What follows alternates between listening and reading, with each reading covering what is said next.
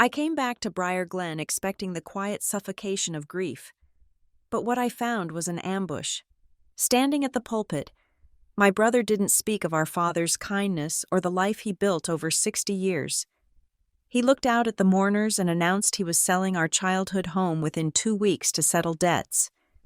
It took a lifetime to build my father's legacy, and exactly 5 minutes for Evan to auction it off.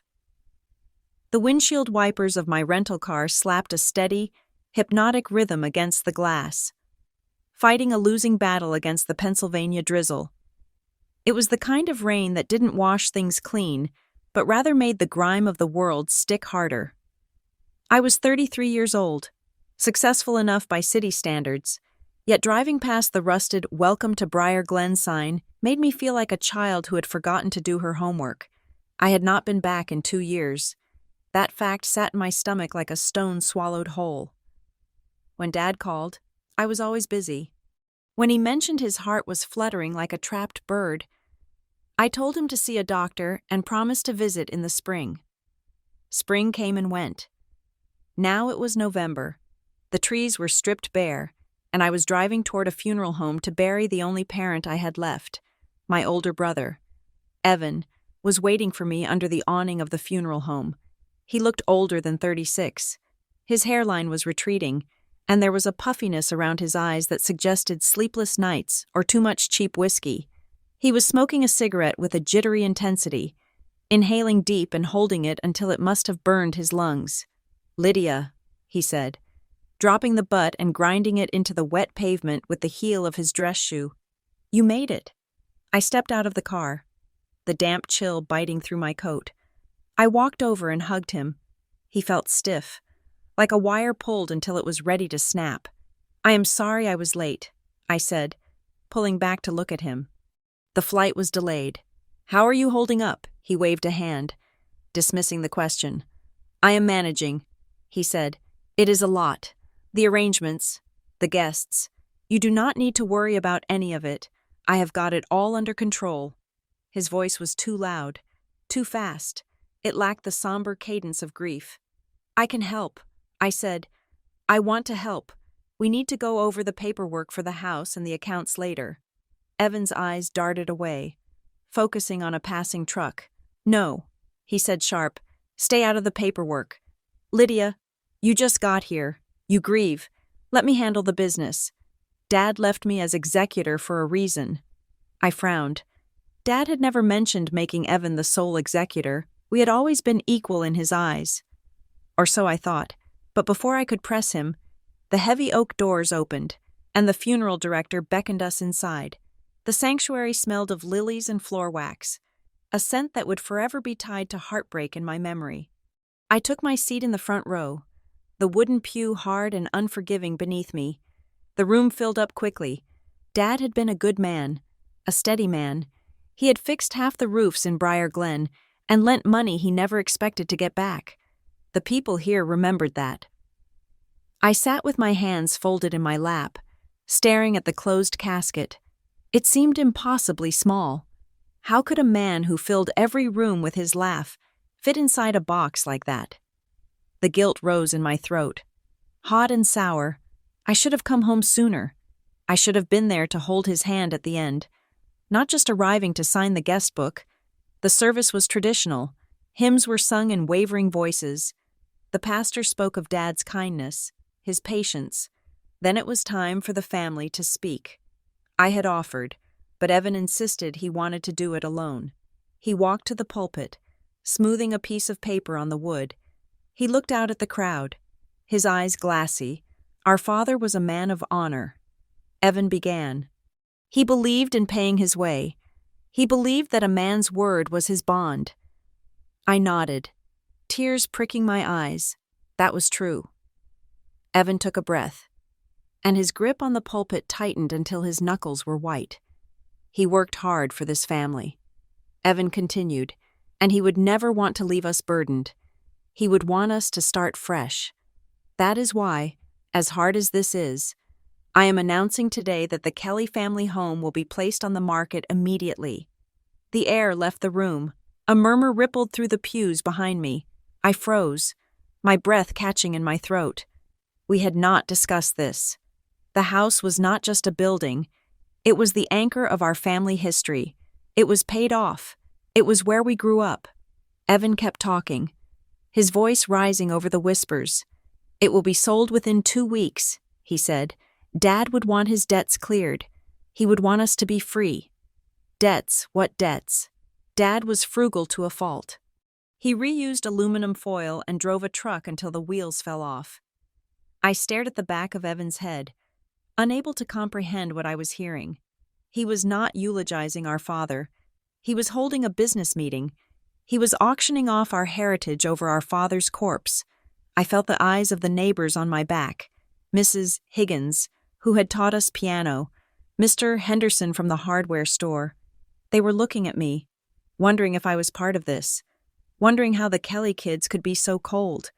The humiliation burned my cheeks. When Evan stepped down, he did not look at me. He sat, staring straight ahead, his leg bouncing nervously. I waited until the service ended and the mourners began to file out to the cemetery.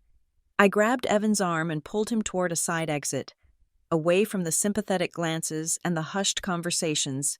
What was that? I hissed, my voice trembling with a mix of rage and shock.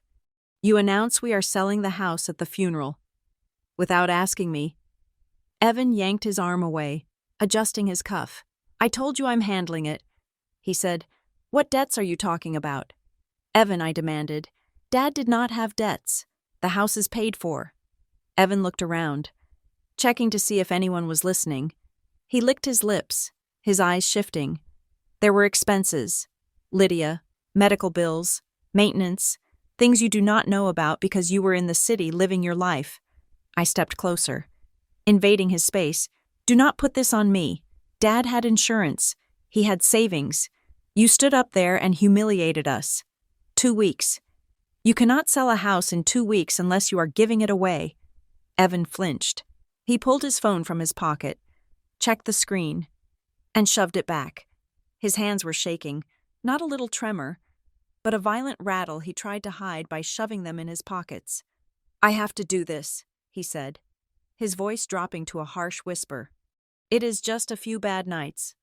Okay, it got a little out of hand. I need the cash fast. A few bad nights. The code for gambling.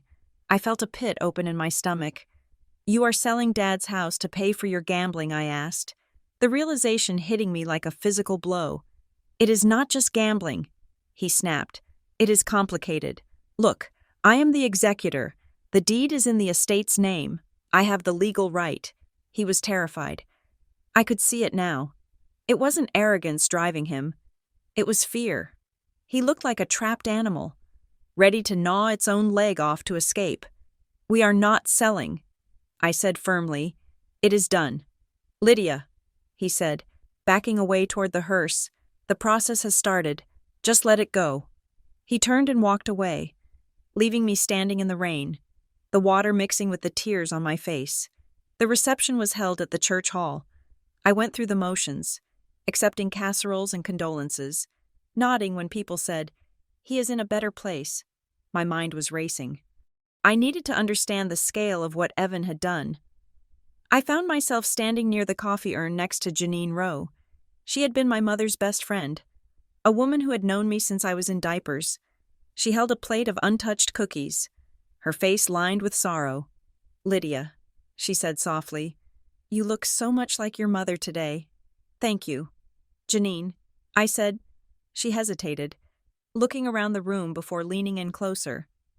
I was surprised by Evan's announcement. She said, we all were, I replied, trying to keep my voice steady. Janine lowered her voice. You know, I saw your father a few weeks ago, at the grocery store. He seemed agitated how I asked. He was talking about paperwork. She said, he said he was sorting documents. He said he was worried about Evan. He said someone was pressuring him. Pressuring Evan, I asked. She nodded. He did not say who, but your father was scared. Lydia, I have not seen him scared in 40 years. He said he had to protect the house. A chill went down my spine. Dad knew. He knew Evan was in trouble, and he was trying to stop it. Thank you. Janine, I said, that is important. I left the reception early. I had to go to the house. I had to see what was happening. The drive to the house was a blur of dark roads and wet pavement. When I pulled into the gravel driveway, my headlights swept across the front porch, and I slammed on the brakes. There was a large, rusted dumpster sitting on the lawn, tearing up the grass Dad had tended so carefully. The front door was wide open. I ran up the steps, my heart pounding against my ribs. Inside, the house was in chaos. Evan was not there. But two men in coveralls were moving through the living room, tossing things into plastic bins. They were moving with a speed that suggested they were being paid by the hour to clear the place out before sunrise. "Hey," I shouted. "Stop! What are you doing?" One of the men, a burly guy with a beard, paused, holding a stack of Dad's books. "We were hired to clear the property." He said, "Evan Kelly signed the work order. Everything goes." "Not everything," I said, stepping in front of him. "This is my father's house. You cannot just throw his life in a dumpster." "Instructions were clear," the man said, shrugging. "Total clean-out." I looked around. The shelves were half empty. The photos were gone from the mantel. It looked like a robbery. "Get out," I said. "Lady, we have a contract." "I said get out," I yelled, my voice cracking. "I will call the police. I live here. You are trespassing." The man looked at his partner, then rolled his eyes. "Fine," he said. "We will come back when Evan is here. But he is paying for the downtime." They dropped the boxes and walked out, leaving the door swinging in the wind. I stood in the center of the living room, trembling. The silence of the house was heavy. It felt violated. I walked over to the pile of things they had been about to toss. On top was Dad's old leather notebook. He carried it everywhere, writing down measurements for jobs, grocery lists, and random thoughts. I picked it up, feeling the worn leather against my skin. I opened it. The handwriting was familiar. A jagged scrawl in blue ink. Beneath the notebook was his metal cash box. He kept it in the bottom drawer of his desk. It was where he kept the emergency money, the birth certificates, the important papers. I pried the lid open. It was empty, not just of money, but of everything. No papers, no coins, nothing. Evan, he had already been here. He had stripped it clean. I began to tear through the remaining boxes, looking for anything that might explain what was happening. In a box labeled "Facay Mais" office junk, I found a manila folder marked "For Review." I opened it on the kitchen counter. Inside were printouts of bank statements. But they were odd. The dates were non-sequential. Pages were missing. There was a photocopy of the deed to the house, but the page with the signatures was torn off at the bottom. Why would Dad have a copy of the deed with the signature torn off? Stuck to the inside cover of the folder was a yellow sticky note. It had 3 words written in Dad's shaky hand. Pine Hollow Storage. I stared at the words. We did not have a storage unit. Dad had a massive basement and a workshop. He never threw anything away. But he kept it here. Why would he rent a unit? I took out my phone and dialed the number on the funeral program for the attorney. Marston Hale Legal Group. It was late, but I hoped there might be an answering service. To my surprise, a receptionist answered. "Marston and Hale." She said, "This is Lydia Kelly." I said, "My father. Thomas Kelly. Passed away this week. Evan Kelly is my brother." "Yes, Ms. Kelly," she said, her tone professional but cold. "How can I help you? I need to speak to Mr. Marston immediately." I said, "My brother is trying to sell the estate property before probate has even opened. I need to stop it. I am afraid Mr. Marston is unavailable." She said, "And according to our files, Evan Kelly is the primary point of contact for the estate. I am his daughter." I said, "I am an heir. I have a right to speak to the attorney. Mr.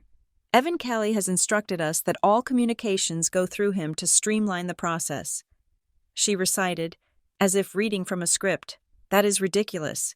I said, "I want an appointment. Mr. Marston's first opening is in 3 weeks. She said, 3 weeks. The house will be sold by then. I can put you on the wait list." She said, "Have a good evening." The line clicked dead. I lowered the phone, staring at the screen. They were blocking me. My own family attorney was blocking me. I sat at the kitchen table, the empty cash box and the cryptic folder in front of me. The house groaned in the wind, the familiar sounds of my childhood now sounding sinister. The front door opened. I stiffened. Evan walked in. He looked wet and exhausted. He stopped when he saw me sitting there. I told those movers to clear the room. He said, closing the door, "Why are you still here?" "Lydia." I held up the empty cash box. "Where's the paperwork?" "Evan," I asked calmly. He walked past me into the kitchen and opened the fridge, grabbing a beer. "I told you. It is with the lawyer. I called the lawyer. I said, he will not talk to me." "You told him not to talk to me." Evan cracked the beer, the sound sharp in the quiet room. "I am trying to simplify things." He said, "You are emotional. You do not need to be bogged down in the legal weeds." I stood up. "This is not about being emotional. You are hiding something. Janine told me Dad was scared. He was scared of people pressuring you." Evan slammed the beer down on the counter.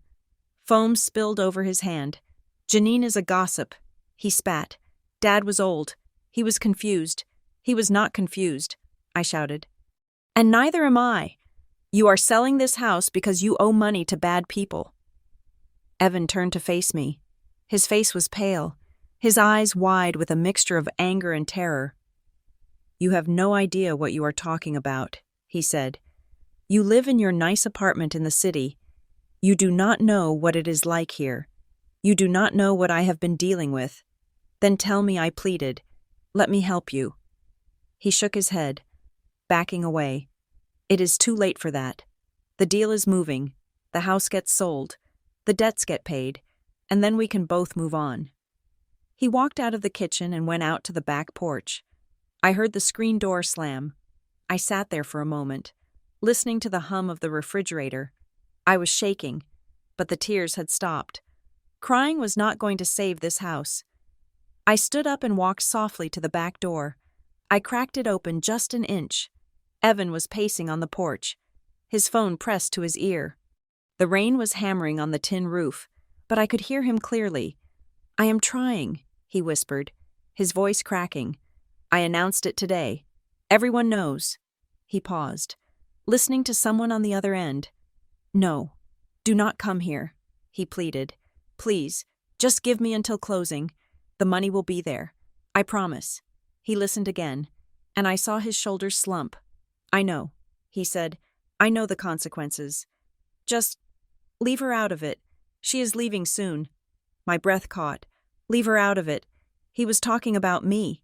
He hung up the phone and leaned against the railing, putting his head in his hands. I gently closed the door and stepped back into the shadows of the kitchen. The realization washed over me, cold and clarifying. This was not a choice Evan was making. He was not just a greedy brother trying to cash out. He was a hostage. The sale was a ransom payment, and whoever was on the other end of that phone line was not a bank. Banks did not make grown men beg on their back porch in the rain. I looked at the folder on the table, the Pine Hollow storage note, the missing deed pages, the empty cash box. I had spent the last 24 hours pleading with Evan, trying to appeal to his sense of family, his morality, but you cannot reason with a man who has a gun to his head. I felt something inside me shift. It was a hardening, a locking of gears. The grief was still there, heavy and suffocating, but I pushed it into a small, tight box in the back of my mind. I could not be the grieving daughter anymore. I could not be the little sister. If I wanted to save this house, if I wanted to save the truth of who my father was, I had to stop trusting my brother. I picked up the notebook and the folder. I walked to the living room and grabbed my purse. I was not going to fight Evan with anger. I was not going to scream at him. He was too scared to listen. I was going to fight him with facts. I was going to find out what was in that storage unit. I was going to find out who Caro was. And I was going to find out exactly who killed my father. Because suddenly, heart failure sounded a lot like a lie. I walked out the front door, past the dumpster filled with my childhood, and got into my car. As I started the engine, I looked back at the house, The lights were on, warm and inviting against the dark. Wet night. It looked peaceful. But I knew better now. The rot was in the foundation, and I was the only one with a shovel. The morning sun did not break through the clouds. It just turned the gray sky a shade lighter, like dirty dishwater.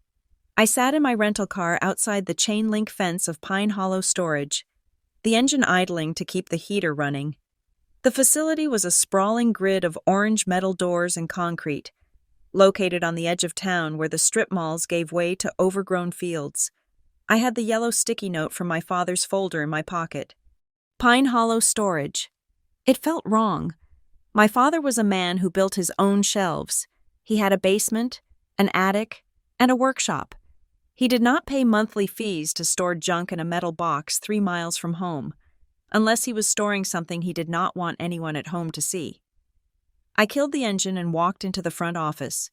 It smelled of stale coffee and industrial cleaner. A man with a buzz cut and a neck tattoo was sitting behind the counter. Scrolling through a phone, he looked up. Bored. "Help you?" he asked. "I hope so," I said, trying to project a confidence I did not feel. "My name is Lydia Kelly, my father, Thomas Kelly. Rented a unit here recently.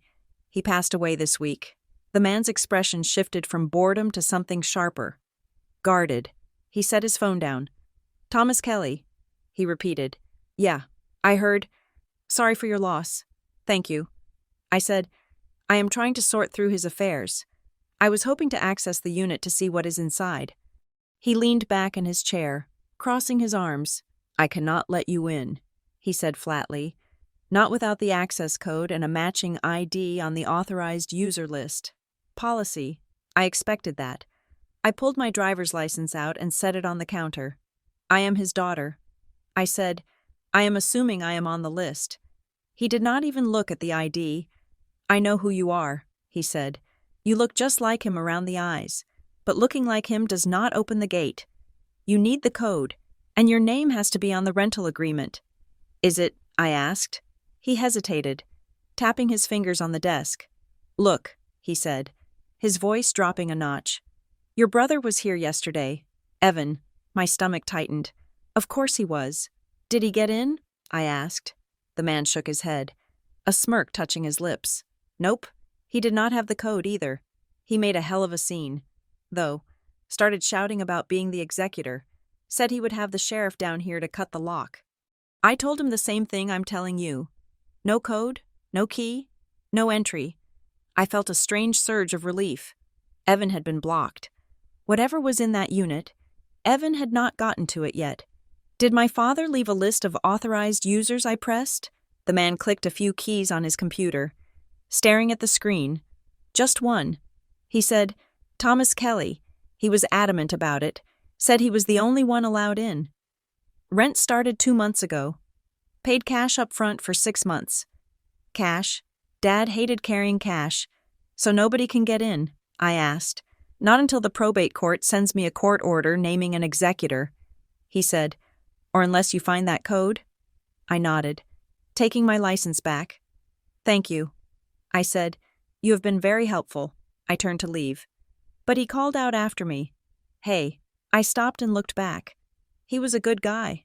"Your dad," the man said, his face softening. "He fixed my gutter last winter for free just because he saw it was sagging. When he came in here to rent the unit, he looked rough." "Rough how?" I asked. "Scared," the man said, like he was looking over his shoulder. He told me, "If anyone comes asking about this, you tell them nothing unless they have the numbers." I swallowed hard. "Thank you," I said again, and walked out into the cold air. I sat in the car, my hands gripping the steering wheel. Dad was scared. He paid cash. He blocked everyone, even family. He was hiding something, and he was hiding it from Evan. I reached into my bag and pulled out the worn leather notebook I had rescued from the house the night before. I had flipped through it quickly in the dark. But now I needed to really look. The pages were filled with his familiar shorthand, measurements for lumber, prices for copper pipe, sketches of birdhouses he planned to build. It was the mundane diary of a carpenter. Until I reached the entries from 2 months ago. The handwriting changed. It became jagged, pressed hard into the paper as if he were angry or trembling. There was a list of dates: September 4th, September 12th, September 21st. Next to the dates were amounts: 4,000, 6,000, 9,000, withdrawals, debts. Then, in the margin, circled 3 times, N. Caro. I stared at the name. I did not know anyone named Caro. Briar Glen was a small town. I knew the butcher, the baker, and the high school football coach. Caro was a stranger. I turned the page. There was more scribbling, mostly illegible, crossed out with heavy black lines. But at the bottom of the page, written clearly, was a single sentence: if anything happens, ask Mira. Mira. I closed my eyes, searching my memory. Mira Danton. She was an estate planner, a quiet woman who had an office above the bakery on Main Street. She had handled my grandmother's will 10 years ago. Dad trusted her. He used to say she was the only lawyer in town who didn't talk out of both sides of her mouth. I put the car in gear. I had a name. Mira Danton's office was exactly as I remembered it: dusty, cluttered with stacks of paper, and smelling of vanilla and old books. It was the kind of place that felt suspended in time, immune to the digital urgency of the outside world. Mira was sitting behind a massive oak desk, peering over reading glasses that hung from a beaded chain. She was in her 60s now, her hair a steel gray, but her eyes were sharp and intelligent.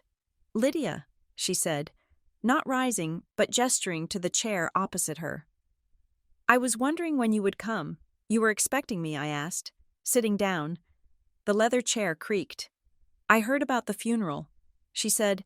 "I am sorry I could not attend. I do not do well with crowds anymore. But yes, I expected you. Thomas spoke of you often." I pulled the notebook out of my bag and placed it on the desk, opening it to the page with her name. "He wrote this," I said. "If anything happens, ask Mira." Mira looked at the notebook, then up at me. She sighed, a long, weary sound. "Your father was a worried man in the last few months. Lydia," she said, "worried about what I asked." She folded her hands on the desk. "He came to me about 6 weeks ago," she said. "He wanted to review his estate plan. He was concerned about the house. He wanted to ensure it stayed in the family. Specifically, he wanted to ensure it was not liquidated." "Liquidated," I repeated. "That is exactly what Evan is trying to do. He announced it at the funeral." Mira's lips thinned. "I am not surprised," she said. "Evan has vulnerabilities. Your father knew that." "Did he change the will?" I asked. Mira hesitated. She stood up and walked to a filing cabinet, pulling open a drawer with a screech of metal on metal. She thumbed through the files but did not pull one out. "He wanted to," she said, her back to me. "He drafted a revocable trust. The idea was to place the title of the house into the trust, with you as the trustee. That way, even if he died, Evan could not sell it. Evan would have a place to live, but no power to sell." My heart leaped. "So the house is safe?" I asked. Mira turned around, and her expression was pained. "We drafted it, Lydia, but we never finalized it. He was supposed to come back on a Tuesday to sign the final deeds and notarize the transfer. He never showed up." "Why?" I asked. She walked back to her desk and sat down heavily. "He called me that morning," she said. "He was whispering. He told me to hold off. He said things had gotten complicated. He said if he signed the trust, it might put you in danger." "Danger?" I asked. "From who?" He would not say. Mira said, "But he made me promise one thing. He asked me to keep a copy of the unsigned draft in a backup filing, not in his main client file. He was afraid his main file might be accessed by someone else." "By Marston and Hale?" I asked. The firm handling the probate Mira gave me a look that said everything without saying a word. "Graham Marston is a powerful attorney," she said carefully. "He represents a lot of interests in this county. If your father's main file is with him, then whatever is in that file is known to him, and perhaps known to others. So the trust is worthless because it is not signed," I said, feeling the hope drain out of me. "Legally." "Yes," Mira said. "It is just a piece of paper, but it proves intent. Lydia, it proves your father did not want that house sold. And if you are going to fight this sale, you need to know that your father was trying to stop it too. She reached into her desk drawer and pulled out a plain manila envelope. This is the copy of the draft, she said, sliding it across the desk. Keep it safe. Do not show it to Evan. And for God's sake, do not show it to Graham Marston. I took the envelope. It felt light, but I knew it carried weight. Who is in? Caro, I asked. Mira froze. Her hand hovered over the desk. Where did you see that name? She asked sharply. In Dad's notebook, I said. Mira looked at the door, as if checking to make sure it was locked. Nolan Caro, she said quietly. He is an investor. He showed up in town about a year ago, buying up distressed properties, farms, old storefronts. He pays cash, he moves fast, and he does not like hearing the word no. Is he the one pressuring Evan? Mira adjusted her glasses. I do not know for sure, she said. But Caro isn't a man who plays by the rules. If your father wrote his name down, then Thomas was crossing paths with him, and that is a dangerous place to be. I stood up, clutching the envelope and the notebook. Thank you. Mira, I said, be careful. Lydia, she said, her voice grave. This is not just about a house anymore. You are pulling on a thread that might bring the whole ceiling down. I left her office feeling a mixture of validation and dread. Dad had a plan. He had a trust. But fear had stopped him from signing it. Fear for me. I drove back toward the storage facility. I did not know why. Exactly. Maybe I hoped the manager would have changed his mind. Or maybe I just wanted to be close to the last place Dad had felt safe enough to hide his secrets. As I pulled into the gravel lot, I saw a black pickup truck parked sideways near the entrance. I recognized it immediately. It was Evan's. He was standing by the keypad, slamming his hand against the metal post. He was screaming at the intercom box. I parked the car and got out. Evan, I shouted. He spun around. His face was flushed red, his eyes wild. When he saw me, the anger focused like a laser. You, he yelled, marching toward me. You went to the bank. You went to Mira. And now you are here. Are you following me? I did not flinch. I am trying to understand what is happening. Evan, I said calmly, why are you trying to break into Dad's storage unit? He stopped a few feet from me, his chest heaving. It is estate property, he shouted. I am the executor. I have a right to secure the assets. You are not securing them, I said. You are selling them. Just like the house. What is in there? Evan. What are you so afraid I will find? He laughed. A harsh, barking sound. You think you are so smart. He sneered. You think you are saving the day. You are just making a mess. You are stealing from the family. You took the cash box. You took the notebook. I know you did. I did not take anything that was not ours. I said, give it to me, he demanded, holding out his hand. Give me the key. I know you have it. I do not have a key. Evan, I said, and neither do you. He lunged at me, grabbing my arm. Give it to me, he screamed. I pulled back, shocked by his physical aggression. Evan had never been violent. Never. Evan, stop, I yelled. Suddenly, a ringtone cut through the air. It was loud, an electronic chirp coming from his pocket. Evan froze. The rage drained out of his face instantly, replaced by a pale, sickly terror. He let go of my arm as if it were hot iron. He fumbled for the phone, nearly dropping it in the gravel. He looked at the screen, and I saw his throat work as he swallowed. He answered it, turning his back to me. Yeah, he said, his voice trembling. I am here. No, I cannot get in. The code. I do not have the code. He listened, hunching his shoulders as if expecting a blow. I am trying, he whispered. Please, I am handling her. No, do not. Please. He hung up and stood there for a long moment, staring at the orange door of the storage unit. When he turned back to me, the anger was gone. He looked defeated, broken. Lydia, he said softly. Who was that? I asked. He shook his head. Please, he said, just stop digging. Go back to the city. Let me sell the house. Why? I asked. Tell me why. Evan, because if you do not, he said, his voice cracking, it is going to get so much worse. For both of us. He walked past me, got into his truck, and sped away, tires spinning in the gravel. I stood there, watching the dust settle. He was not protecting his inheritance. He was protecting his life. I needed to know more about the sale. If Evan was being forced to sell, there had to be a buyer, and if the buyer was rushing him, maybe they were sloppy. I drove to the office of Crestline Property Partners. It was a new building on the highway, all glass and steel, looking out of place among the brick farmhouses of Briar Glen. The receptionist showed me into an office that smelled of expensive cologne. A man in a sharp blue suit stood up, extending a manicured hand. "Ms. Kelly," he said, flashing a bright, practiced smile. "I am Greg Solder. I was sorry to hear about your father. Evan has been in touch." I sat down, keeping my expression neutral. "I am here to discuss the sale of the property on Elm Street." I said, as an heir. I wanted to understand the timeline. Evan mentioned it was moving quickly. Greg nodded enthusiastically, sitting on the edge of his desk. "Incredibly quickly," he said. "It is a fantastic opportunity. We have a highly motivated buyer, cash offer, full asking price." "Who is the buyer?" I asked. Greg hesitated, tapping a pen on his knee. "They prefer to remain anonymous at this stage," he said. "An investment group. They are looking to revitalize the neighborhood." Revitalize. I thought that was a code word for tear down and build condos.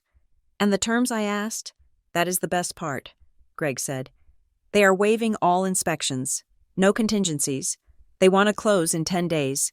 We are just waiting on the title search and the deed transfer." 10 days, I said. "No inspection. The house is 100 years old. It has a septic tank from the 50s. No smart buyer waives inspection on a house like that." Greg shrugged. "Like I said, they are motivated. In this market, Ms. Kelly, you do not look a gift horse in the mouth. It is a clean exit for the estate." "It is not a clean exit," I said, standing up. "It is a fire sale." Greg's smile faltered. "Ms. Kelly, your brother has signed the preliminary agreement. If you interfere—" "I am not interfering," I said, walking to the door. "I am just ensuring the house is not stolen." I left the office with my heart pounding. Cash buyer, no inspection, anonymous. It screamed of money laundering or a predatory seizure. It was not a normal transaction. It was a transfer of assets under duress. I drove back to the house. The rain had started again. A slow, steady drizzle. The house looked dark and lonely. I unlocked the front door and stepped inside. The silence was absolute. I walked through the empty rooms, the ghosts of my childhood whispering in the corners.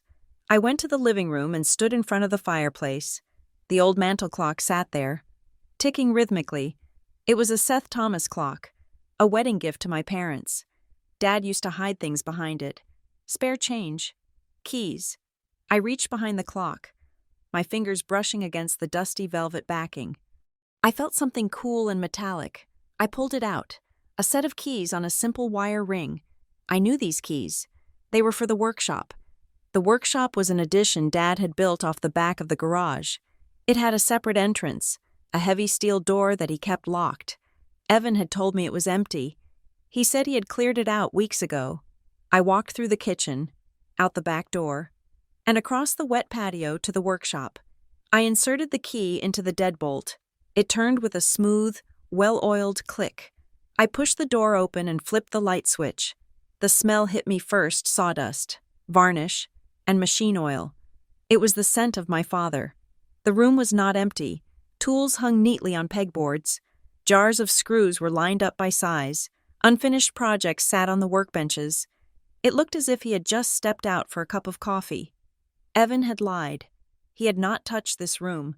Maybe he couldn't get in. Maybe Dad had changed the locks. I walked slowly into the room, touching the surface of his table saw. In the center of the main workbench, sitting alone on a clear patch of wood, was a white envelope. It was addressed to me. Lydia. My breath caught. I reached out and picked it up. The seal had been broken. The flap was torn, then stuck back down with a piece of clear Scotch tape. A clumsy, hasty job. Someone had found this. Someone had read it, and then they had left it here. Perhaps hoping I would not notice. Or perhaps because they didn't care. Evan. Or the people pressuring him. I ripped the tape and pulled out the letter. It was a single sheet of graph paper. Lydia, if you are reading this, do not sign anything. Call Mira. Trust no one who rushes you. The house is the only leverage we have. If I am gone, they will come for it. They will use Evan. He is weak, but he is not evil. Help him if you can, but do not let him sell. Check the floorboard under the drill press. Love. Dad. I lowered the letter, my hand shaking. Trust no one who rushes you. He knew. He knew he was going to die, or he knew the walls were closing in so fast he might not make it out. I looked over at the drill press in the corner. It was bolted to the floor. Under the floorboard, I walked over to it. The floor was plywood, stained with oil. I knelt down, feeling around the base of the heavy machine. One of the boards was loose. I pried it up with a chisel from the bench. It was empty, a dark, hollow space between the joists. Whatever Dad had hidden there, money files evidence was gone. I sat back on my heels.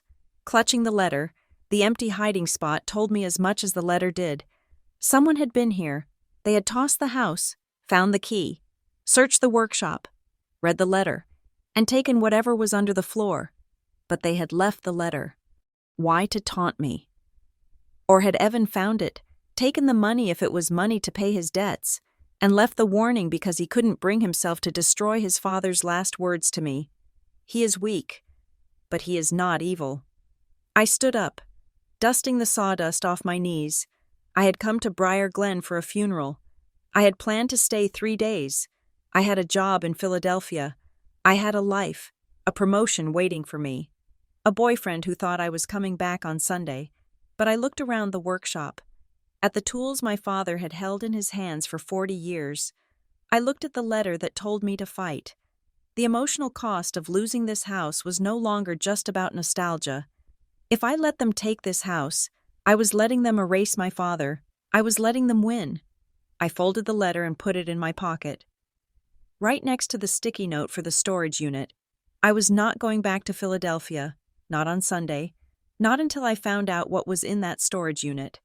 Who Caro was, and what had been stolen from under the drill press. I walked out of the workshop and locked the door. The rain had stopped, and the clouds were breaking, revealing a sliver of cold, pale moon. I pulled out my phone and dialed my boss. It went to voicemail. I need to take a leave of absence. I said, something has come up with my father's estate. I do not know when I will be back. I hung up. I was staying in Briar Glen, and I was going to war. The waiting room of Marston and Hale Legal Group was designed to make you feel small. The ceilings were too high, the leather chairs were too wide, and the silence was heavy, broken only by the aggressive ticking of a grandfather clock that seemed to be counting down the billable hours. I had been sitting there for 45 minutes, staring at a landscape painting of a fox hunt, wondering if I was the fox or the hound. When the receptionist finally called my name, she did not smile. She pointed a manicured finger toward a heavy mahogany door at the end of the hall. "Mr. Marston will see you now," she said. Graham Marston was a man who took up space. He was broad-shouldered, with silver hair swept back in a style that cost more than my rental car. He stood up as I entered, buttoning his suit jacket with a practiced, fluid motion that suggested he did this 100 times a day. "Lydia," he said, his voice a deep baritone that vibrated in the floorboards. "I was so sorry to hear about Thomas. He was a fixture in this town, a real pillar." He extended a hand. It was dry and cool. "Thank you. Mr. Marston," I said, taking the seat he offered. "I appreciate you squeezing me in." He sat back, tenting his fingers. "I understand you have some concerns regarding the estate administration." He said, "Evan mentioned you were active in the process." "I am not just active," I said. "I am his daughter. And I am concerned about the speed at which the primary asset, the house, is being liquidated." Marston sighed, a sound of paternal patience. "It is a standard procedure. Lydia, when an estate has liabilities, assets must be converted to cover them.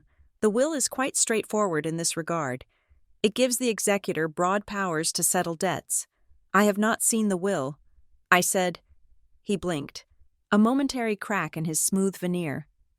Evan has not provided you with a copy, no. I said. He told me you had it. Marston reached for a file on his desk. He flipped it open, his eyes scanning the pages. Well, that is an oversight, he said. But the terms are simple. The estate is divided equally between you and Evan. After all debts and administrative costs are settled, however, Article 4 explicitly grants the executor the right to sell real property without beneficiary consent if deemed necessary for solvency. Article 4, I asked. I saw a draft of the will in my father's papers. There was no Article 4 that allowed for a unilateral sale without a family meeting. Marston smiled, tight and dismissive. That must have been an older draft. Lydia, wills evolve. The version we executed 6 months ago included the provision. It is standard language for clients who want to spare their children the burden of property management. 6 months ago, that timeline did not sit right. 6 months ago, Dad was telling me he wanted to keep the house in the family forever. What about the trust, I asked. Marston went still. His fingers stopped tapping on the file. The trust, he repeated. Yes, I said, leaning forward. The revocable trust my father was working on. The one designed to protect the house from exactly this kind of forced sale. Marston closed the file. The sound was sharp in the quiet room. Your father explored many options, he said, his voice dropping a few degrees in warmth. We discussed a trust. We drafted some preliminary language. But it was never executed. Are you sure? I asked. I was told he was very keen on it. By whom? Marston asked sharply. I kept my face neutral. I was not going to give up Mira. By my father. I lied. He mentioned it on the phone. Marston relaxed slightly, leaning back in his chair. Clients often misunderstand the difference between a conversation and a legal filing.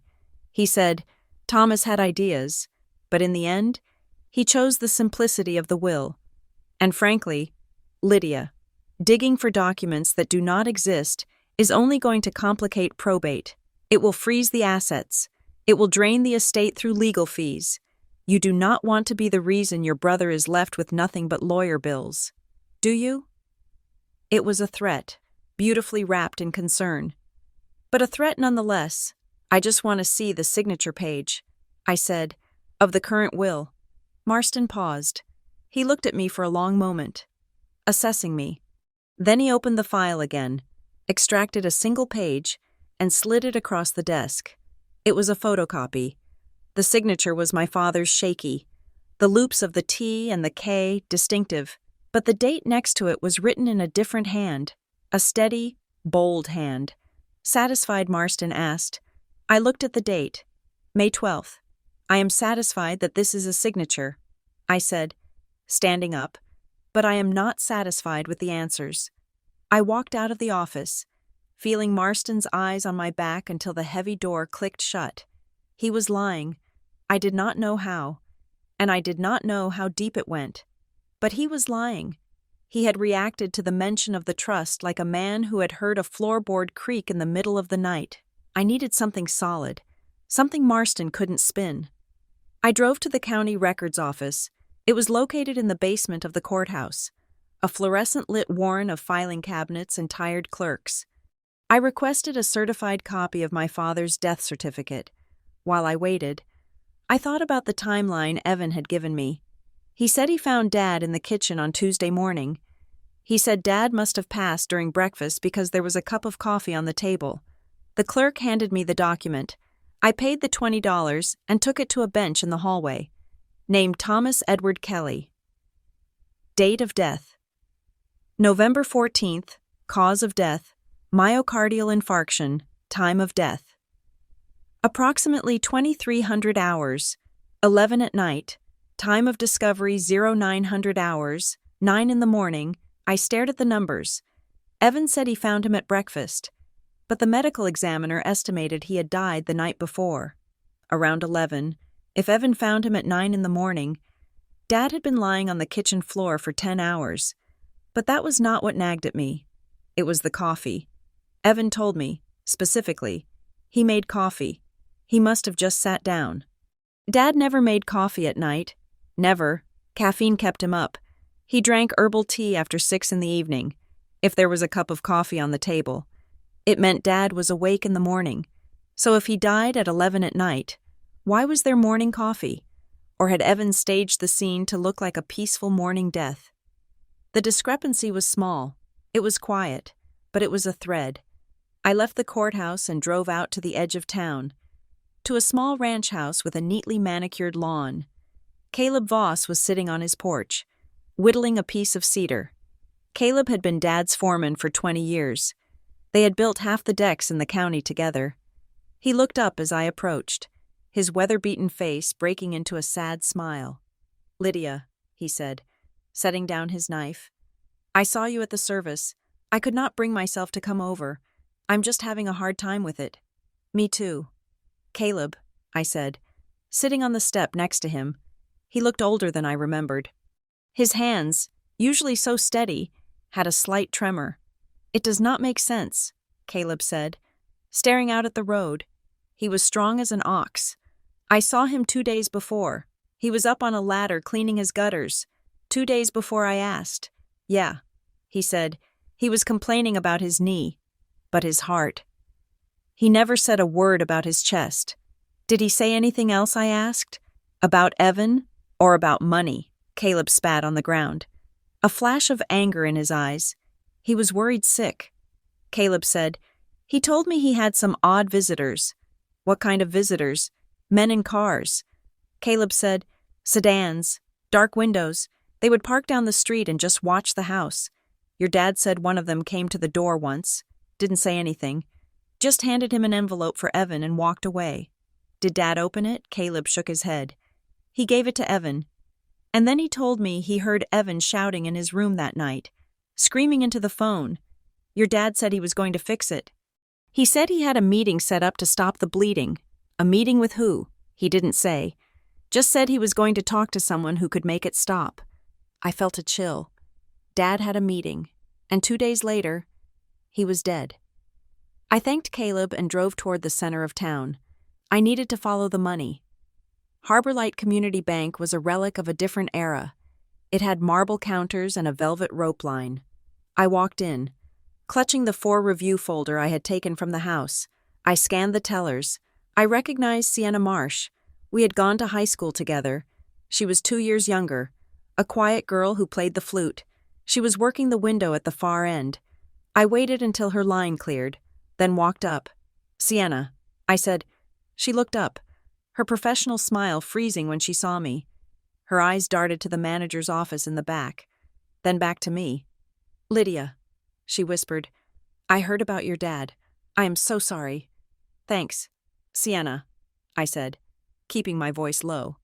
"I need some help. I'm trying to reconcile his accounts for the estate. I have these printouts, but pages are missing." I slid the folder onto the counter. Sienna did not touch it. She looked terrified.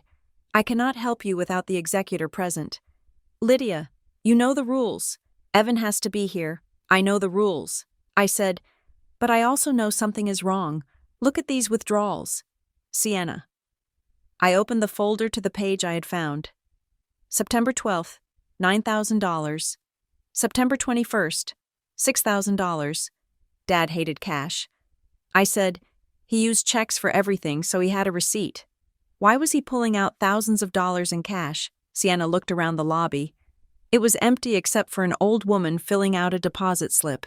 "He came in with Evan," she whispered, her voice barely audible through the glass partition. "With Evans.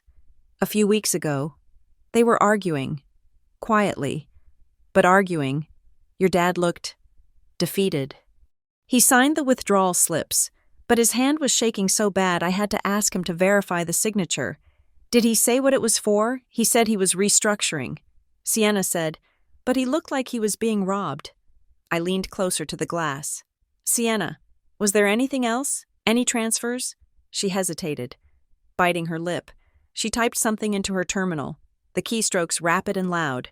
"There was a check," she said, not looking at me. "A cashier's check. Issued 3 days before he died. How much? $25,000. Who was it made out to? Sienna glanced at the manager's door again. Brightwick Renewal Fund, she whispered. Brightwick Renewal Fund. It sounded like a charity, or a church group. Thank you. Sienna, I said, you are brave. She shook her head. I am not brave. Lydia, I am scared. Just be careful. Evan is not himself. I walked out of the bank and sat in my car. I pulled out my phone and searched for Brightwick Renewal Fund. Nothing. No website. No news articles. No 501c3 listing. I searched the corporate registry for the state. There it was. Brightwick Renewal Fund. LLC. LLC. Not a nonprofit. A limited liability company. And the address. 4402 Industrial Park Drive. Suite B. I keyed the address into my GPS. It was 10 minutes away. I drove there. It was a strip mall next to a tire shop. Suite B was a place called Pack and Ship. It was a mailbox store. Brightwick Renewal Fund was not a charity. It was a P.O. box. My father had withdrawn $25,000 and sent it to a mailbox 3 days before he died, and Evan was with him when the withdrawal started. I had enough. I drove back to the house. The sun was setting, casting long, bruised shadows across the lawn. Evan's truck was in the driveway. I walked into the house. Evan was in the kitchen, eating takeout Chinese food out of the carton. He looked up when I entered, his face tightening. Where have you been? He asked. I did not answer. I walked over to the table and slammed the bank folder down. Next to it, I placed the piece of paper where I had written the address of the mailbox store. What is this? He asked, putting down his fork. Brightwick Renewal Fund. I said. Evan went pale. The color drained from his face so fast it looked like a magic trick. I went to the bank. Evan, I said, my voice steady and cold. I talked to Sienna. I know Dad withdrew $25,000. I know he sent it to this fake company. I know you were with him. Evan stood up, knocking his chair back. You have no right to snoop in those accounts. I have every right, I shouted. You are laundering money. Evan, you are stealing from this family and sending it to a mailbox in an industrial park. Is that where the gambling money went? Or is that who you owe? Evan stared at the paper. His chest was heaving. He looked like he was going to vomit. It is not what you think, he whispered. Then tell me what it is, I yelled. Tell me, or I swear to God. Evan, I will call the police right now. I will give them this address, and I will tell them to open an investigation into elder abuse and fraud. Evan flinched as if I had hit him. Do not call the police, he begged, his voice cracking. You cannot call the police. Why not? Because they will kill me, he screamed. The silence that followed was deafening. The refrigerator hummed. The clock ticked. Evan stood there, breathing hard, tears streaming down his face. Who will kill you? I asked softly. Evan sank onto the floor, putting his head in his hands. It is not just gambling. Lydia, he sobbed. It is not like I went to a casino and had bad luck. Then what is it? He looked up, his eyes red and terrified. They recruited me, he said, about a year ago. A guy at the bar. He bought me drinks, said he knew a private game, high stakes, but friendly. He invited me. And you went? I said. I went, he said. And I won? The first 3 times, I won big. 5,000, 10,000. They let me win. Lydia, they hooked me. They made me feel like a king. I stared at him. It was a classic con. And then I asked. Then I started losing. He said, but they told me I could play on credit. They said I was good for it. They said, don't worry, you will win it back. I lost 50,000 in one night. Then the fees started. The interest. It doubled every week. He wiped his nose with his sleeve. I tried to stop. He said, I tried to walk away, but they showed me photos. Photos of me coming out of the game. Photos of you. Photos of Dad. They said if I didn't pay, they would take everything. So you went to Dad. I said, I had to. Evan cried. I had no choice.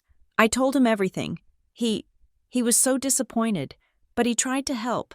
He emptied his savings. That is where the cash went. He was trying to buy me out, but it was not enough. It is never enough, Evan said. The Brightwick check. That was the last of his liquid cash. He sent it to try and buy us time, but then he died, and now they want the house. They said the house is the final payment.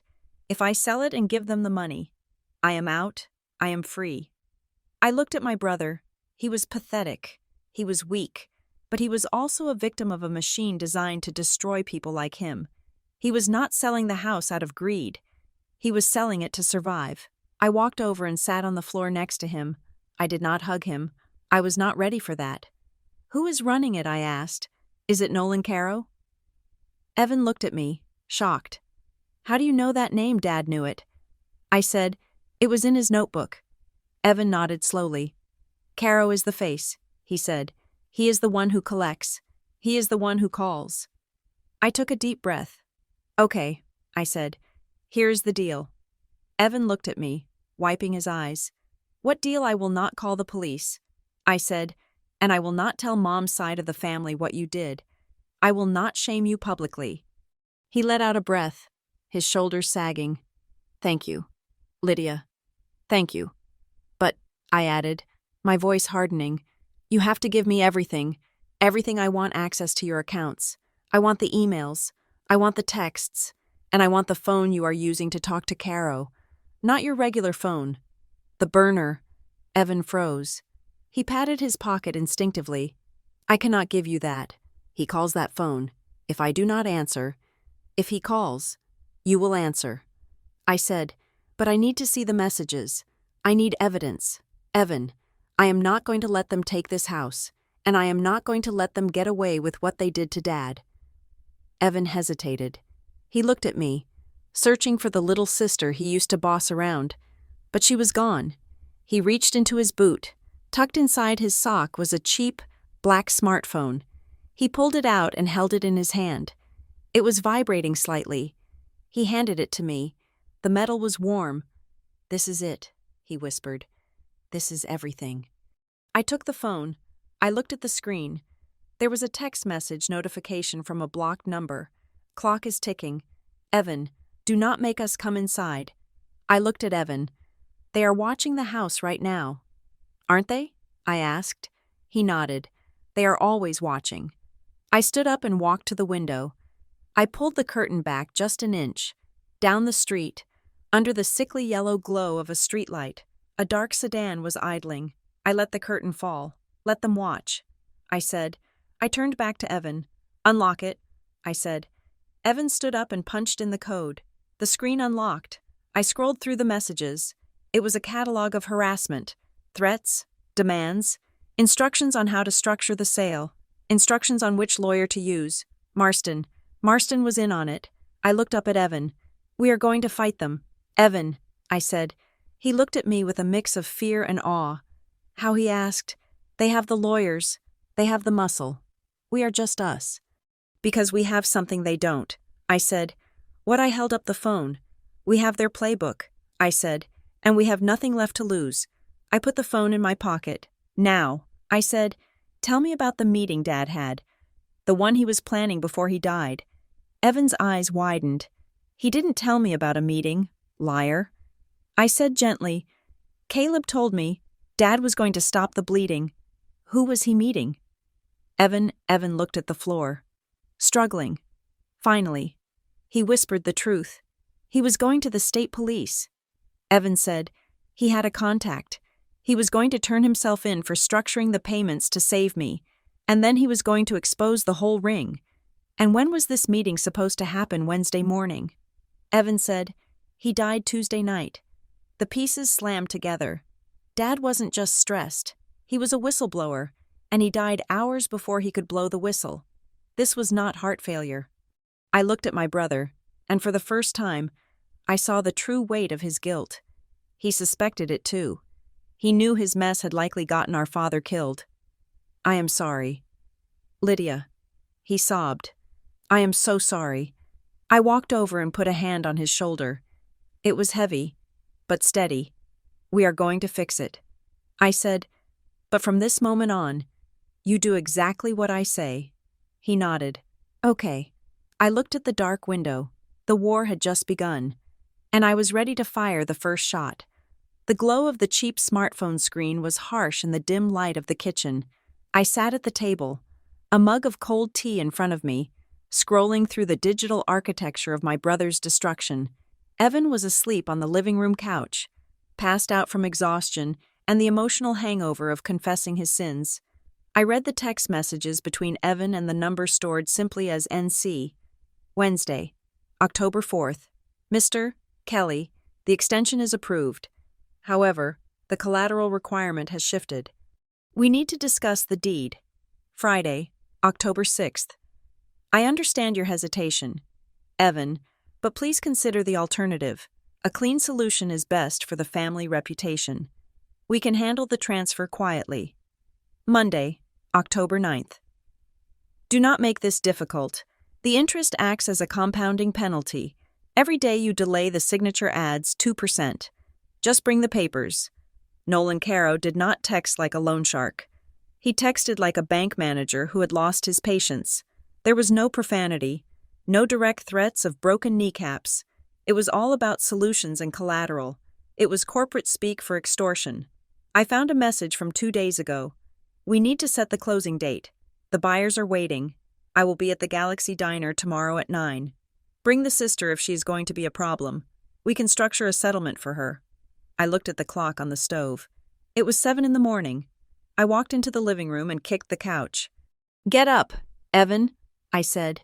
He groaned, shielding his eyes from the morning light. What? What time is it?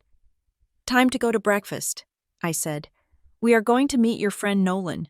Evan sat up, panic instantly seizing his features. No, he said, shaking his head. No way. I cannot see him. I do not have the money. We are not going there to pay him. I said, we are going there to listen. Get dressed. The Galaxy Diner was a Briar Glen institution, a chrome and neon relic that smelled of bacon grease and burned coffee. It was neutral ground, public, safe, in theory. We walked in at exactly 9 o'clock. I saw him immediately. He was sitting in a booth in the back, away from the windows. He did not look like the monsters I had imagined. He looked like a man you would see in a cologne commercial. He was wearing a charcoal suit, no tie, the top button of his crisp white shirt undone. He was reading the Wall Street Journal. He looked up as we approached, folding the paper neatly. His eyes were a pale, icy blue, and his smile was practiced. Evan, he said, his voice smooth and rich. You look tired. He did not stand up. He gestured to the bench opposite him. And this must be Lydia, he said, turning his gaze to me. I have heard a lot about you. Please, sit. I slid into the booth. Evan sat next to me, shrinking into the vinyl upholstery. Nolan signaled the waitress without even looking at her. Coffee for the table, he said, and bring Evan the lumberjack special. He needs the protein. I do not want Evan started. You will have the special. Nolan said gently, cutting him off. You look wasted away. Friend, eat. The control was absolute.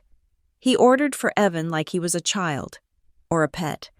It was a subtle display of dominance that made my skin crawl.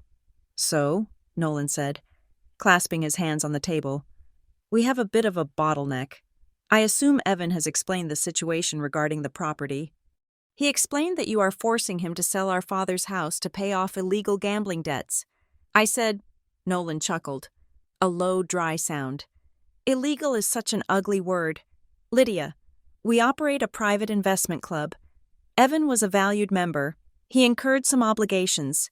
We are simply trying to help him settle those obligations in a way that benefits everyone. By taking his inheritance, I asked. By liquidating a distressed asset. Nolan corrected. The house is old. The upkeep is expensive. Evan cannot afford it. My partners at Caro Ridge Holdings are willing to take it off his hands for a fair market price.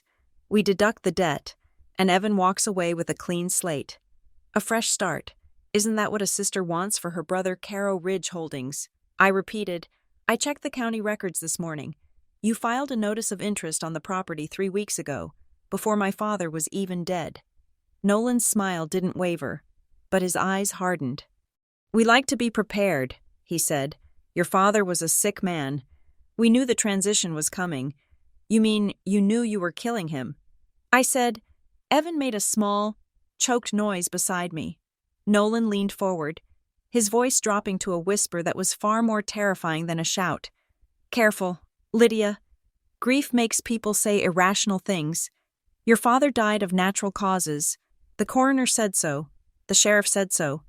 If you start throwing around accusations, you might find yourself in a very expensive defamation suit." He took a sip of his coffee. "The sale proceeds," he said. "We have a buyer lined up, a cash buyer. We close next Friday, and if we refuse," I asked. Nolan looked at Evan. "Evan, explain to your sister how leverage works." Evan looked down at his hands.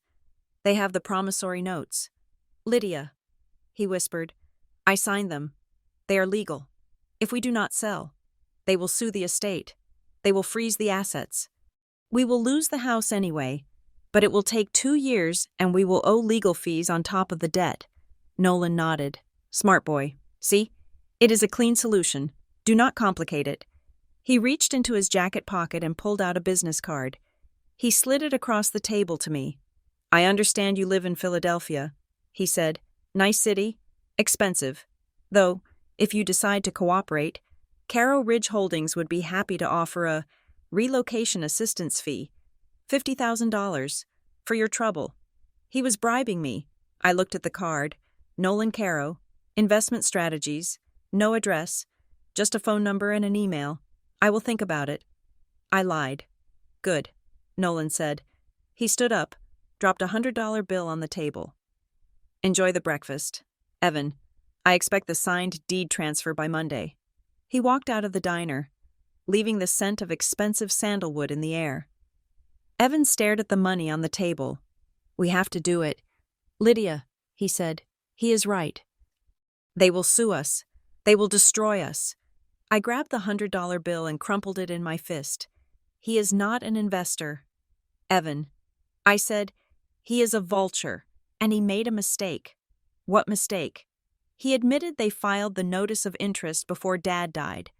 I said, "That means they were maneuvering legally while Dad was still alive, which means there is a paper trail." I dragged Evan out of the diner. We had work to do. I dropped Evan at the house and told him to stay inside and lock the doors. Then I drove to Mira Danton's office. Mira listened to my recount of the meeting, her face growing paler by the minute. "Caro Ridge Holdings," she muttered, typing the name into her ancient desktop computer. "I have heard rumors. They buy up tax liens. They buy up distressed farms. They are aggressive. Can you see who represents them?" I asked. Mira clicked through the state's business entity search. "Here it is," she said. "Registered agent." She turned the screen toward me. "Registered agent Graham Marston. Marston and Hale Legal Group." I felt a surge of validation so strong it almost made me dizzy. "Marston," I said, "my father's lawyer. He is representing the company that is trying to buy my father's house. It is a massive conflict of interest." Mira said, taking off her glasses, "He cannot represent the estate and the buyer. It is unethical. It is disparable. But he is doing it." I said, "Why?" "Because he thinks no one is watching."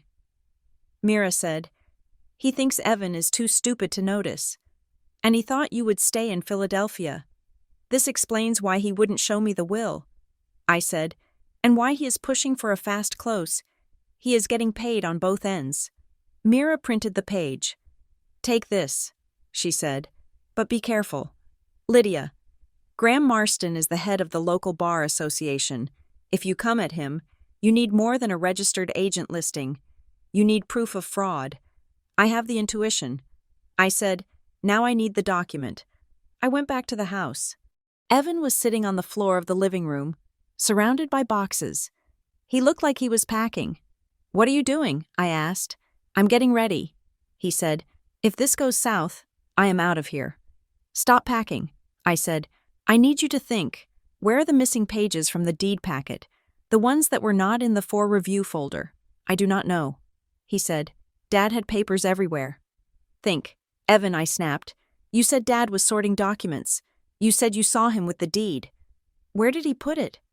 Evan rubbed his temples. I do not know. Maybe in the kitchen. He was cooking a lot those last few weeks, making soup. He said it calmed him down. I walked into the kitchen. It was cluttered with the remnants of Evan's bachelor living, but the shelves were still lined with Mom's old things, spices, jars of flour, cookbooks. I looked at the row of cookbooks, The Joy of Cooking, Better Homes and Gardens, and a thin, spiral-bound book titled Recipes from the Heart. That one wasn't Mom's. It was pink and cheap. Whose is this? I asked, pulling it down. Evan looked up. That is Becca's, he said. My ex. She left it here months ago. I opened the book. It fell open to a page marked with a heavy paperclip. Chicken noodle soup. Tucked inside, folded in thirds, were 3 sheets of legal paper. I unfolded them. My hands started to shake. It was the history of the deed, a title abstract. I scanned the entries. Transfer 1980. Thomas Kelly and Martha Kelly. That was when they bought the house. Transfer 2015. Thomas Kelly to Thomas Kelly and Evan Kelly, joint tenants. Wait, Dad put Evan on the deed in 2015. I read further. Correction, deed 2018. Thomas Kelly removes Evan Kelly, adds Lydia Kelly as contingent beneficiary. Dad had put me on the deed. He had secured the house for me years ago. But then, the final entry, correction deed. August 14th, 2023. Thomas Kelly removes Lydia Kelly. Reinstates Evan Kelly as sole beneficiary upon death. August 14th. I stared at the date. It burned into my retinas. August 14th. I pulled out my phone and scrolled back through my photos. I found it. A picture of Dad in a hospital bed, hooked up to monitors. I had flown in for 24 hours because he had a minor heart scare. Date taken, August 14th. He was in the ICU on August 14th. He was sedated. He could not have signed a deed correction in front of a notary on that day. It was a forgery. Marston had forged the deed correction to put the house back in Evan's name so that when Dad died, Evan could sell it to Caro without my permission. I looked at Evan. Did you know about this? I asked, holding up the paper. He looked at it, squinting. No, he said. I thought Dad just left it to me. Marston told me Dad fixed the paperwork in August. Marston lied. I said, Dad was in the hospital in August. He didn't sign this. Marston did. Or he had someone fake it. I grabbed my car keys. Where are you going? Evan asked, scrambling up. I am going to see our lawyer. I said. I did not make an appointment this time. I walked past the receptionist at Marston and Hale, ignoring her protests. I pushed open the heavy mahogany door to Graham Marston's office. He was on the phone, laughing. When he saw me, the laugh died. He hung up. Lydia, he said, his voice dropping to a low growl. You cannot just barge in here. I slammed the papers onto his desk. August 14th. I said. He looked at the papers, then at me. His face went blank. A mask of complete indifference. What about it? He asked. My father was in the ICU at Mercy General on August 14th. I said, I have photos. I have the hospital admission records. He was sedated.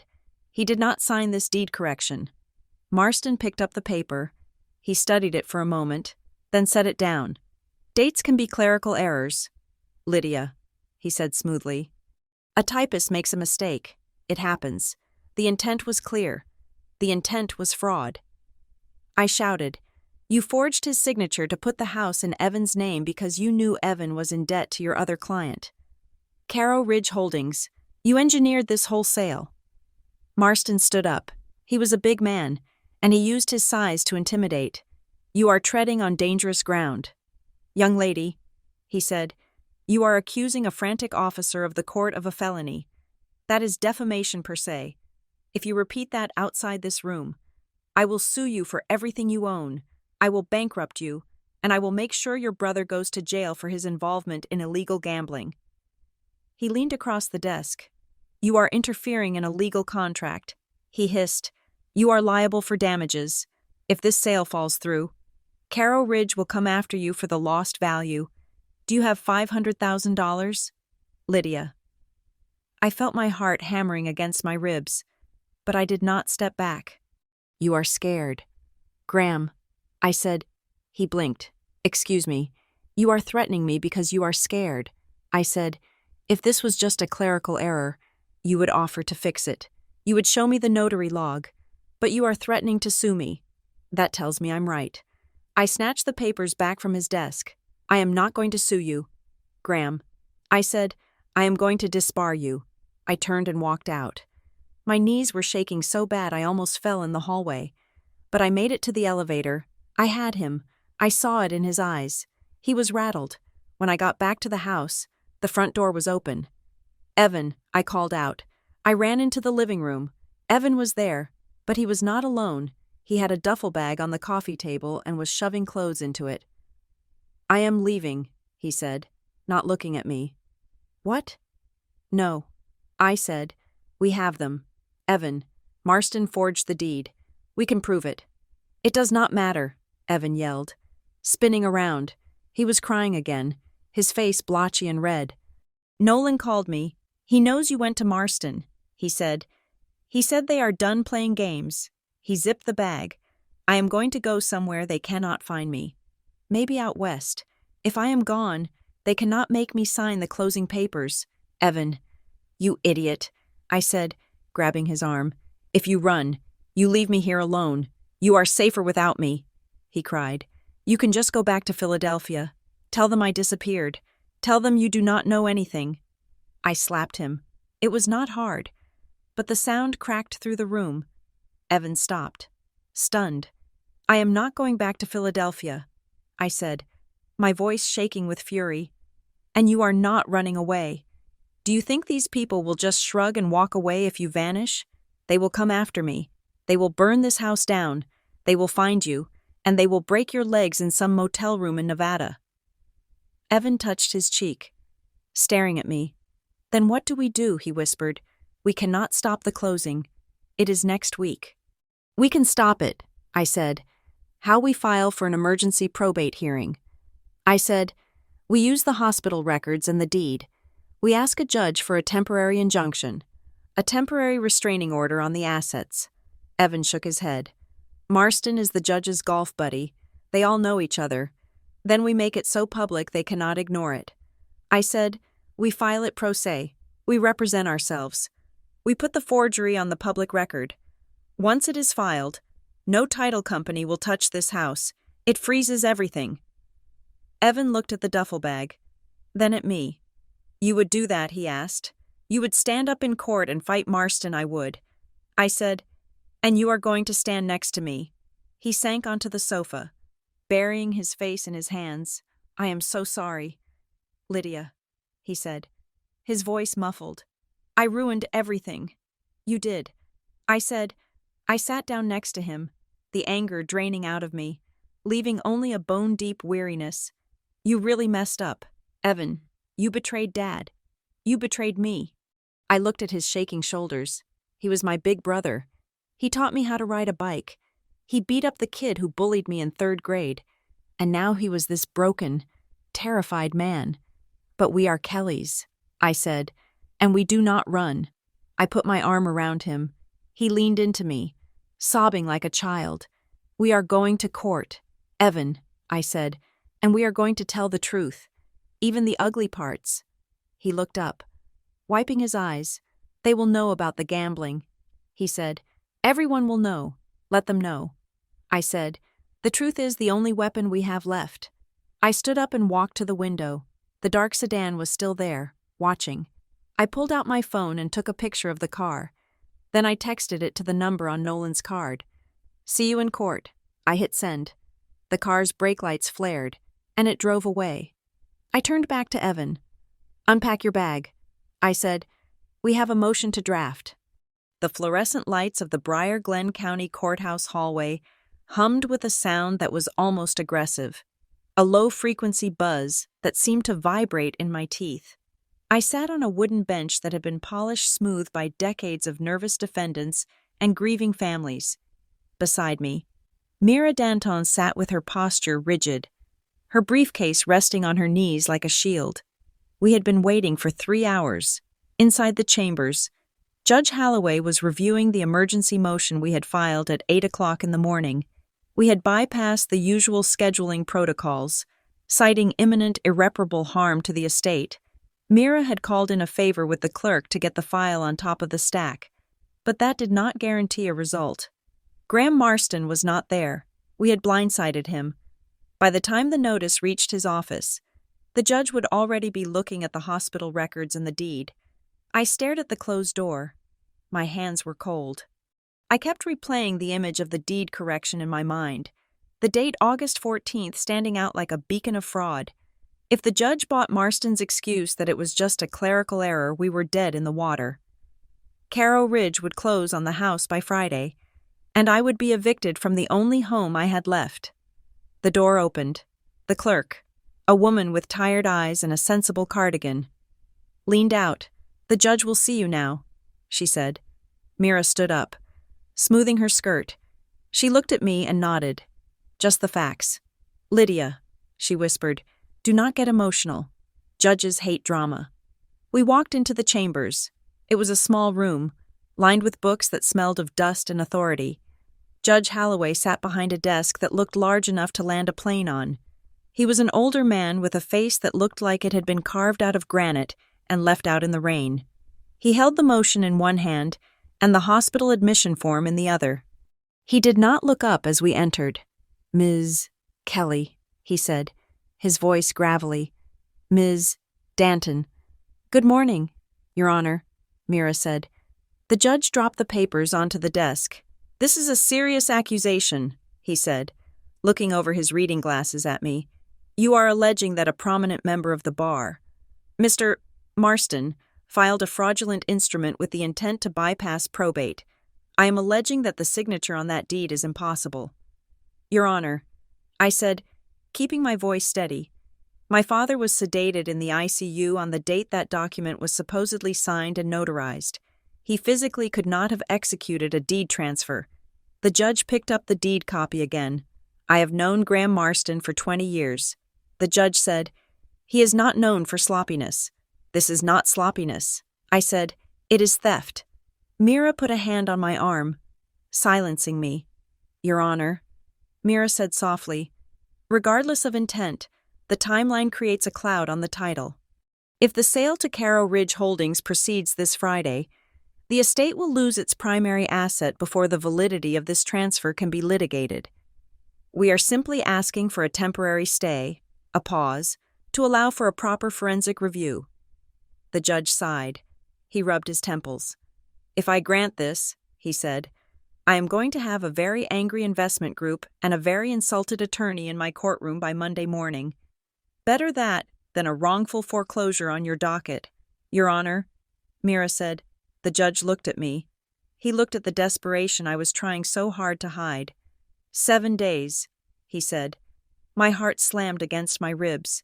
"I am granting a temporary restraining order on the transfer of the property located at 42 Elm Street," he said, reaching for his stamp. "Valid for 7 days. A full evidentiary hearing is set for next Wednesday, if you cannot prove fraud by then. Ms. Kelly, I will lift the order and I will sanction you for court costs." "Do you understand? I understand." I said, "Thank you." He stamped the paper. The sound was the loudest thing I had ever heard. Thwack! It was done. We had bought time. 7 days. We walked out of the courthouse into the gray afternoon light. The air tasted of winter and exhaust fumes. I felt lightheaded, the adrenaline crash hitting me all at once. "You did it," Mira said, allowing herself a rare, thin smile. "We did it." I said, "But 7 days isn't a long time. It is long enough to find the rest of the puzzle." She said, "But listen to me. Lydia, you just poked a bear. Marston is going to come back hard, and Caro Ridge, well, people with that much money do not like being told to wait. Watch your back." I drove home with one eye on the rearview mirror. Every car that turned behind me made my pulse spike. The paranoia was setting in, a cold itch under my skin. When I pulled into the driveway, the sun had already set. The house was dark. Evan had promised to keep the lights off to avoid drawing attention. I walked up the front steps, fumbling for my keys. My foot scuffed against something on the concrete porch. I looked down. There, right in the center of the welcome mat, was a mark. It was drawn in white chalk, a small, simple circle with a line slashing through it diagonally. It was not a gang sign. It was not a chaotic scrawl. It was precise. It looked like an engineering symbol, or a target. I stared at it, the blood draining from my face. They had been here, while we were in court. Someone had walked up these steps, in broad daylight, and marked the house. It was a message. We can get close. We can touch you. I looked at the front door. It was still locked. I knelt down and spat on the palm of my hand. I rubbed the chalk mark furiously, grinding the white dust into the concrete until it was a gray smear. Then nothing. I could not let Evan see this. He was hanging by a thread. If he knew they had physically marked the door, he would break, he would run, and I needed him here. I unlocked the door and stepped inside. "Evan," I called out. "Lydia." His voice came from the kitchen. I walked back. He was sitting in the dark, the only light coming from the open refrigerator door. He was holding a bottle of water. "Did we get it?" he asked, his voice trembling. "We got 7 days," I said. He let out a long breath and slumped against the counter. 7 days, he repeated. "It feels like a stay of execution. It is a fighting chance," I said. My phone buzzed in my pocket. I pulled it out. A voicemail notification. I did not recognize the number. I held the phone to my ear. "Lydia," the voice said. It was Nolan Caro. He sounded bored, like he was leaving a message for a dry cleaner. "I heard about the hearing. Very dramatic. I admire the tenacity. I really do. But I think you are misunderstanding the economics of the situation. Time is money, Lydia. And you are making this very, very expensive for everyone." The line clicked dead. There was no threat of violence, no shouting, just expensive. The banality of it made my stomach turn. He was talking about my life, my father's legacy, like it was a line item on a spreadsheet that had gone over budget. "Who was that?" Evan asked. "Spam call," I said, slipping the phone back into my pocket. "I need to go out," I said. "Out now." Evan asked, "It is dark. I need to meet Sienna." I said, "She texted me while I was at the courthouse. She found something else. Be careful." Evan said, "I am always careful." I lied. I met Sienna Marsh in the parking lot of the grocery store on the north side of town. She was sitting in her Honda Civic, the engine running, wearing a hoodie pulled up over her hair. I got into the passenger seat. It smelled of vanilla air freshener and fear. "I should not be here," Sienna said, her hands gripping the steering wheel. "If the manager finds out I printed this, I will be fired. Or worse. Thank you." "Sienna," I said, "you are doing the right thing." She handed me a folded piece of paper. I went back through the transaction history for the Brightwick Renewal Fund. She said, "I traced the routing numbers." I unfolded the paper. It was a photocopy of a cashier's check, the one for $25,000 that Dad had sent, but underneath it was a transaction log. Origin Thomas Kelly, Destination Brightwick Renewal Fund, transfer same day, Destination Caro Ridge Holdings. I stared at the line. The money did not stay in Brightwick. It bounced immediately to Caro Ridge. "And look at this," Sienna said, pointing to a second sheet. "This is a check Evan wrote 6 months ago, $5,000, to a company called Apex Gaming Services." I looked at the routing number on the Apex check. It matched the routing number for Caro Ridge Holdings. "It is a circle," I whispered.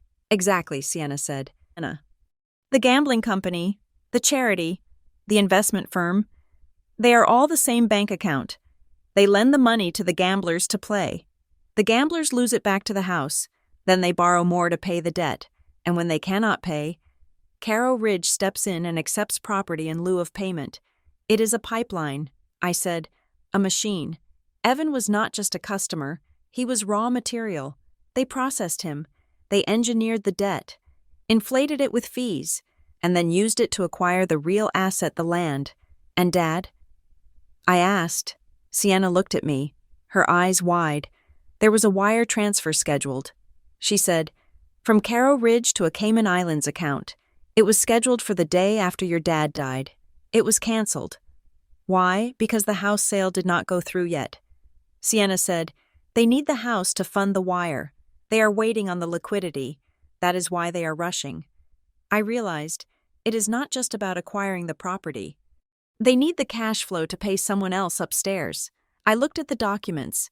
This was racketeering. It was organized crime. "Can I keep this?" I asked. Sienna nodded. "Just do not tell them where you got it. Please." I got out of the car and watched her drive away. I had the how. I knew how they stole the money, but I still needed the why for the murder. Why kill Dad? Why not just pressure him until he broke? I drove toward the storage facility. I had one more lead. The notebook. I had looked at it a dozen times. The list of dates, the name Caro. But I had missed something. I pulled into the empty lot of Pine Hollow Storage. The security light buzzed overhead.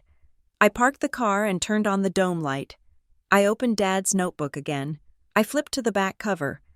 Inside the cardboard sleeve, there was a series of numbers scribbled in pencil. 1955-80. I had assumed it was a phone number fragment or a measurement. 19 inches, 55 inches. But looking at it now, in the shadow of the storage units, it looked like a combination, or a code. The keypad at the gate required a 6-digit code. I looked at the dates in the notebook. Dad's birthday was 1955. But what was 80? The year they bought the house, 1980. I got out of the car and walked to the keypad. I typed in 195580. The machine beeped. A green light flashed. The gate began to slide open with a heavy mechanical groan. I felt a shiver go down my spine. It worked. I drove through the gate and found Unit 402. It was down a narrow row in the back. I had to use the bolt cutters I had bought at the hardware store to get through the padlock. Dad had the key, and the key was gone. I snapped the lock and rolled the metal door up. The unit was small, 5 by 5. It smelled of old paper and cedar. It was not full of furniture. There was a single metal filing cabinet, a folding chair, and a small table with an old laptop computer sitting on it. This was not a storage unit. It was an office, a bunker. I walked in and pulled the string for the single light bulb. I went straight to the filing cabinet. It was locked. I pried the top drawer open with a screwdriver. Inside, hanging folders were labeled neatly. Tax returns, house deeds, medical, and in the back, a thick red envelope labeled in thick black marker, "Home Do Not Discard." I pulled it out. My hands were trembling. I opened the envelope. Inside was a document on heavy bond paper. Last Will and Testament of Thomas Edward Kelly. I looked at the date. October 25th, 3 weeks before he died. It was notarized. The stamp was embossed on the paper. I read the text. I, Thomas Kelly, being of sound mind, hereby revoke all prior wills. I give, devise, and bequeath my real property located at 42 Elm Street to the Thomas Kelly Family Trust, with Lydia Kelly as sole trustee. My son, Evan Kelly, shall have the right to reside in the property for his lifetime, provided he seeks treatment for addiction, but he shall have no power to sell, mortgage, or encumber the property. Dad had done it. He had finalized the trust. He had locked the house down so tight Evan could never sell it. So why did Marston say it didn't exist? Because if this will was filed, Caro Ridge could not get the house. Marston had buried it. He had pretended the old will, the one that gave Evan power, was the only one. I dug deeper into the envelope. There was a typed memo, clipped to the will, to State Attorney General's office, from Thomas Kelly. Subject formal complaint regarding Marston and Hale Legal Group and Brightwick Renewal Fund. I started reading. I am writing to report a pattern of predatory lending and legal malpractice. My attorney, Graham Marston, has refused to file my updated estate documents. He has advised me that outside interests have a claim on my property. I have discovered that my son's debts are being serviced by a shell company, Brightwick, which shares an address with entities represented by Mr. Marston, and then The final paragraph. I have a meeting scheduled with Investigator Vance on Wednesday, November 15th, to deliver physical evidence of this scheme. Wednesday, November 15th. Dad died on Tuesday. November 14th. He was killed to stop this meeting. It was not heart failure. They knew he was going to the state police. They knew he was going to blow the lid off the entire operation.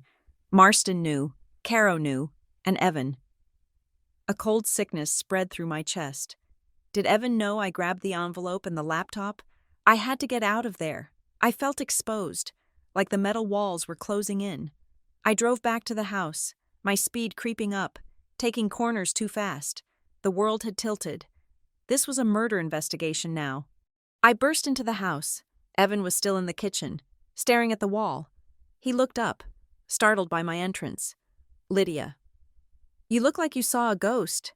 I threw the red envelope onto the table. I did. I said, "What is this?" Evan asked, reaching for it. "Read the memo." I said, "Read the last paragraph." Evan pulled out the paper. His eyes scanned the text. I watched his face. I watched the confusion turn to shock, and then to horror. He dropped the paper. Wednesday, he whispered. He was meeting them on Wednesday. He looked up at me, his eyes filling with tears. I didn't know. Lydia, I swear to God, I didn't know he was going to the police. But you knew he was doing something. I screamed. You told me he was sorting papers. You told me he was acting strange. Evan stood up, backing away. I knew he was fighting them. Evan yelled. I knew he was trying to find a loophole. But I told him to stop. Why? Why did you tell him to stop? Because I was scared. Evan cried. Nolan told me that if Dad kept pushing, they would expose everything. They would put my face in the paper. They would ruin the family name. They said if I got Dad to calm down, we could work out a deal. So you helped them, I asked. My voice deadly quiet. You helped them stop him. I told Nolan that Dad was stubborn. Evan stammered. I told him Dad was planning something big. I told him Dad mentioned a meeting. The air left the room. You told Nolan about the meeting. Evan collapsed onto his knees.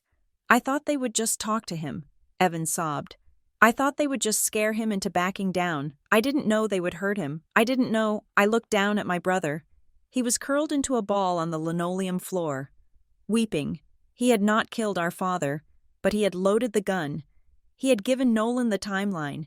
He had told the wolves exactly when to attack. I felt a surge of revulsion so strong I wanted to vomit. I wanted to kick him. I wanted to drag him out of the house and leave him in the street. But then I looked at the letter again. He is weak, but he is not evil. Dad knew. Dad knew Evan would betray him, and he wrote the will to protect Evan anyway. He gave him a place to live. He tried to save him from himself. I took a deep breath. The anger did not leave, but it cooled. It hardened into something useful. Get up, Evan, I said. He shook his head, burying his face in his arms. I can't do this. I killed him. You didn't pull the trigger. I said, but you are going to help me bury the man who did. I grabbed his collar and hauled him up. He was dead weight, limp with grief. I shoved him into a chair. Look at me, I commanded. He raised his eyes. They were broken. Dad died trying to fix your mess. I said, he died trying to save this house, and you handed him to them. I know, Evan whispered. So now you have a choice, I said. You can curl up in a ball and let them take the house, let them win, let Dad's death mean nothing, or you can finish what he started. How Evan asked, we have the new will. I said, we have the memo, we have the proof of the money laundering, and we have you. Me. You are the witness. Evan, you can testify. You can tell the judge about the gambling ring. You can tell them about Caro. You can tell them you tipped off Nolan about the meeting. But that will implicate me. Evan said, I will go to jail. Maybe? I said, probably. Evan stared at me. He looked at the kitchen table, where Dad used to sit and drink his tea. He looked at the empty chair. He swallowed hard. I deserve it, he said softly. Yes, you do. I said. He nodded slowly. A strange calm seemed to settle over him. It was the resignation of a man who had finally stopped running. "Okay," he said. "I will do it. I will tell them everything." I handed him the red envelope. "Put this in the safe," I said. "The real safe.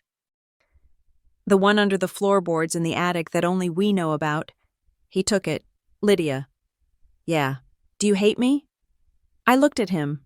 I saw the fear, the weakness, the stupidity, but I also saw the brother who used to carry me on his shoulders. "I don't hate you, Evan," I said, "but I don't trust you. Not yet. You have to earn that back." He nodded. "I will," he said. He walked out of the kitchen to hide the evidence. I stood alone in the silence. We had the smoking gun. We had the motive. We had the witness. But we still had to survive until Wednesday. And Nolan Caro knew we were coming. I checked the locks on the doors. I turned off the lights. And then I went to the hall closet and pulled out Dad's old baseball bat. I sat in the dark living room, the bat across my lap, waiting for the sun to rise. The legal battle was next week, but the war for survival was tonight. The courtroom was cold, a sterile box of polished oak and fluorescent light that smelled faintly of ammonia and old paper.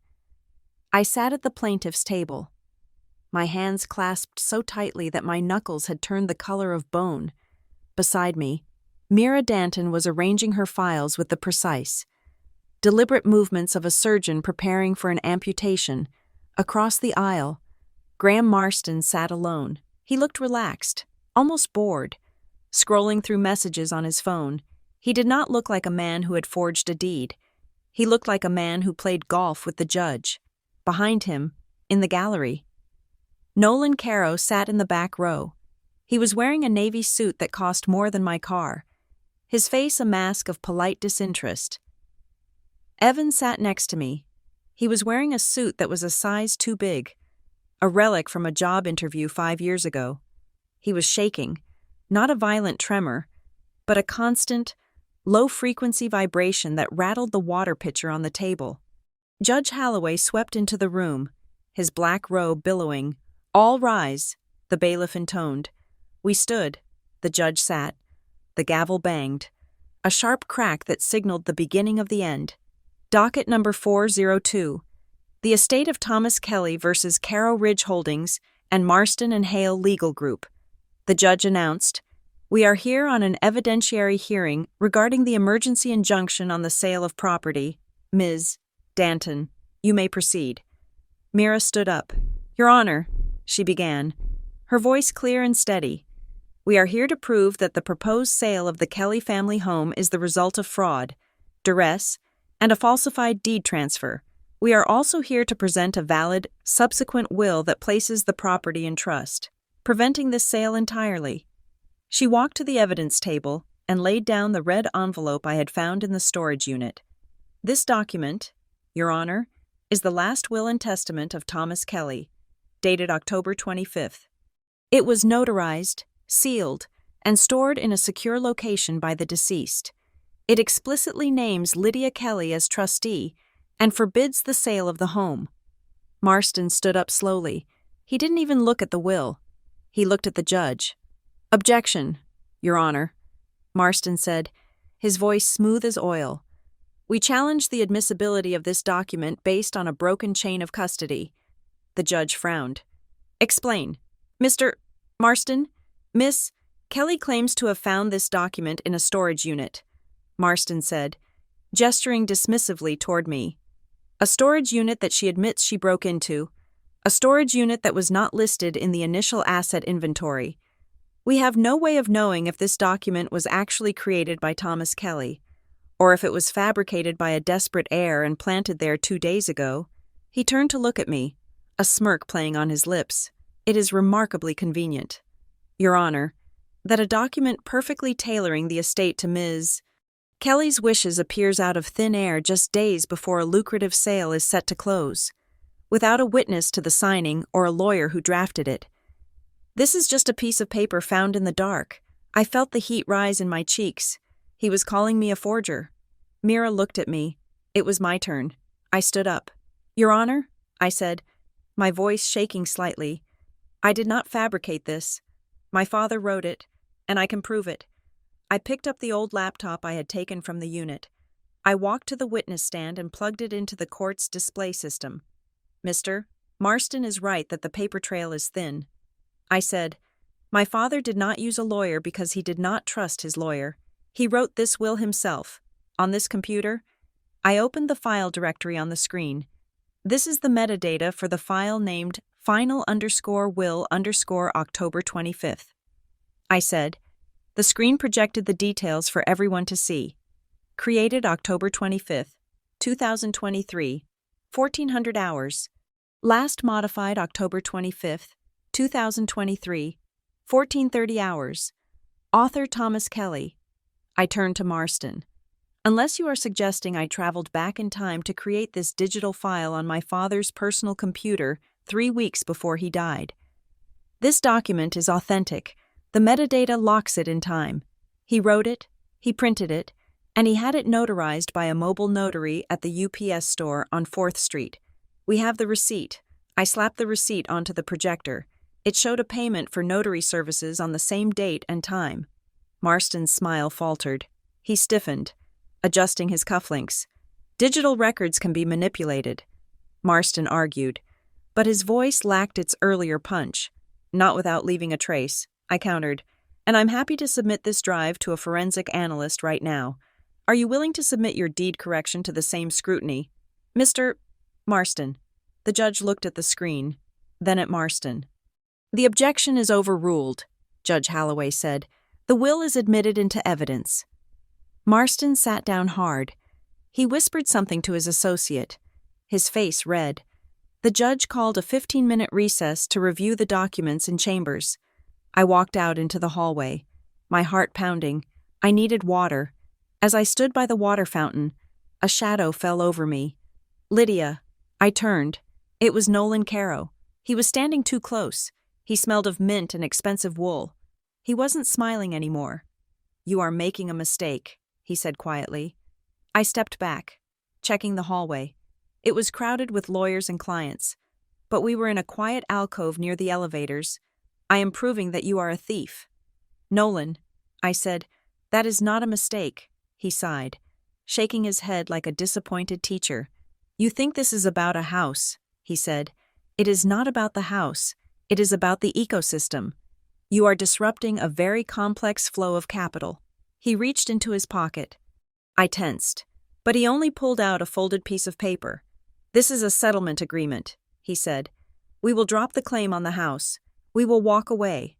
And in exchange, I will cut you a check for $100,000 right now, plus relocation costs. I looked at the paper. It was a tempting offer. Peace, money, safety.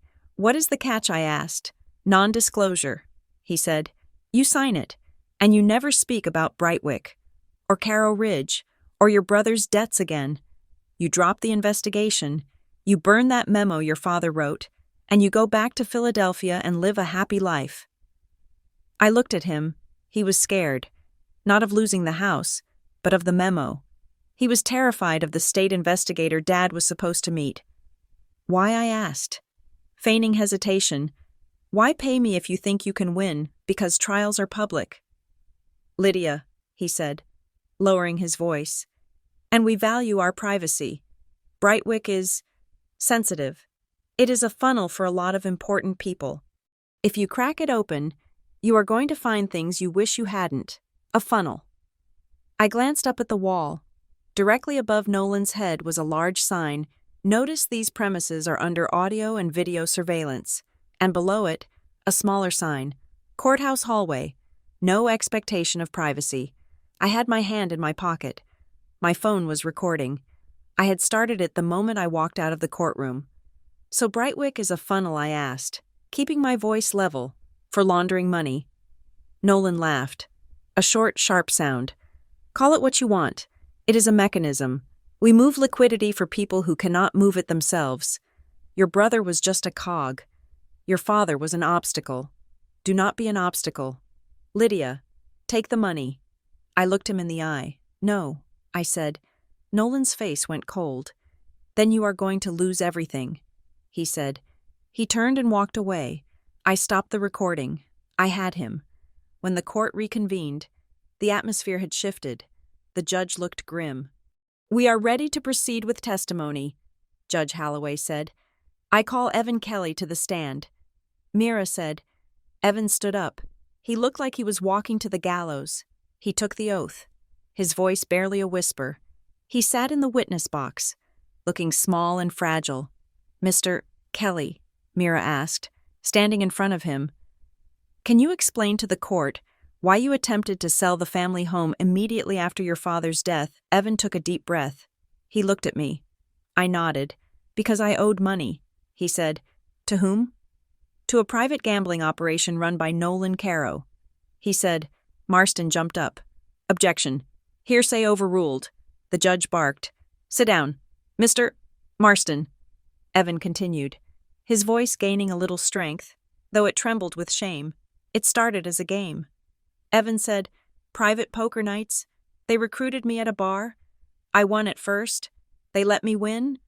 Then I started losing. Thousands. Tens of thousands. They offered me credit. They said it was friendly." "And when you couldn't pay," Mira asked. "Then it wasn't friendly." Evan said, "The interest was 5% a week. It ballooned to $200,000 in 6 months. They told me they would hurt my family. They showed me pictures of my sister. They told me the only way out was to sign over the house. Did your father know?" "Yes," Evan said, tears spilling down his cheeks. "I told him. He tried to pay them off. He emptied his savings. He sent $25,000 to a company called Brightwick Renewal Fund. And what happened then, they said it wasn't enough." Evan choked out. "They wanted the deed. My father refused. He said he was going to the authorities. He had a meeting scheduled, and then he died." The courtroom was silent. Even the court reporter had stopped typing for a second. It was not a heroic speech. It was the pathetic, ugly confession of a man who had been used. "And Mr. Marston?" Mira asked. "He was their lawyer." Evan said, "Nolan told me to use him. He said Marston would handle the paperwork to make sure the deed transfer happened before probate." Marston was staring at the table, his face a mask of stone. "Thank you." "Evan," Mira said. "We called Sienna Marsh next." She walked to the stand, her hoodie replaced by a modest blouse. But she looked terrified. She testified about the bank records. She traced the flow of money from Dad's account to Brightwick, and then instantly to Caro Ridge Holdings. She confirmed the routing numbers matched the gambling checks. "It is a pass-through entity," Sienna said, her voice shaking. "It exists only to wash the funds." Finally, I took the stand again. I played the recording from the hallway. Nolan's voice filled the courtroom, clear and arrogant. "Brightwick is sensitive. It is a funnel. Your father was an obstacle." When the recording ended, Marston closed his eyes. Nolan Caro stood up and walked out of the courtroom. The bailiff moved to stop him, but the judge waved him off. "Let him go," Judge Holloway said. "We know where to find him." The judge looked at the evidence, the metadata, the bank records, the recording, the deed with the impossible date. He took off his glasses and rubbed the bridge of his nose. "This court finds that the deed correction dated August 14th is fraudulent and void ab initio," Judge Holloway ruled. "The property located at 42 Elm Street is to remain in the estate of Thomas Kelly. The last will and testament dated October 25th is accepted as the valid governing instrument." He turned his gaze to the defense table. "Furthermore," he said, his voice dropping to a low growl, "I am referring the conduct of Mr. Graham Marston to the State Bar Association for an immediate ethics review. And I am forwarding the transcript of these proceedings, specifically the testimony regarding Brightwick Renewal Fund, to the District Attorney's Office for a criminal investigation into racketeering and extortion." Marston did not move. He sat frozen, his career incinerating around him. Order is adjourned. The gavel banged. I sat there for a moment, unable to breathe. We had won. The house was safe. Marston was finished. Mira squeezed my hand. "You did good. Lydia," she said, "you did real good." We walked out of the courthouse into the late afternoon sun. It was blinding. On the steps, Nolan Caro was waiting. He was leaning against a black SUV, smoking a cigarette. He didn't look worried. He looked annoyed, like someone who had missed a flight. He pushed off the car as I approached. "Enjoy the victory lap." "Lydia," he said, "I recorded you." "Nolan," I said, "the DA is going to open a file." He flicked his cigarette onto the pavement. "Brightwick is just one shell," he said. "We have 50 others. You closed one account. You embarrassed one lawyer. Do you think that stops the money?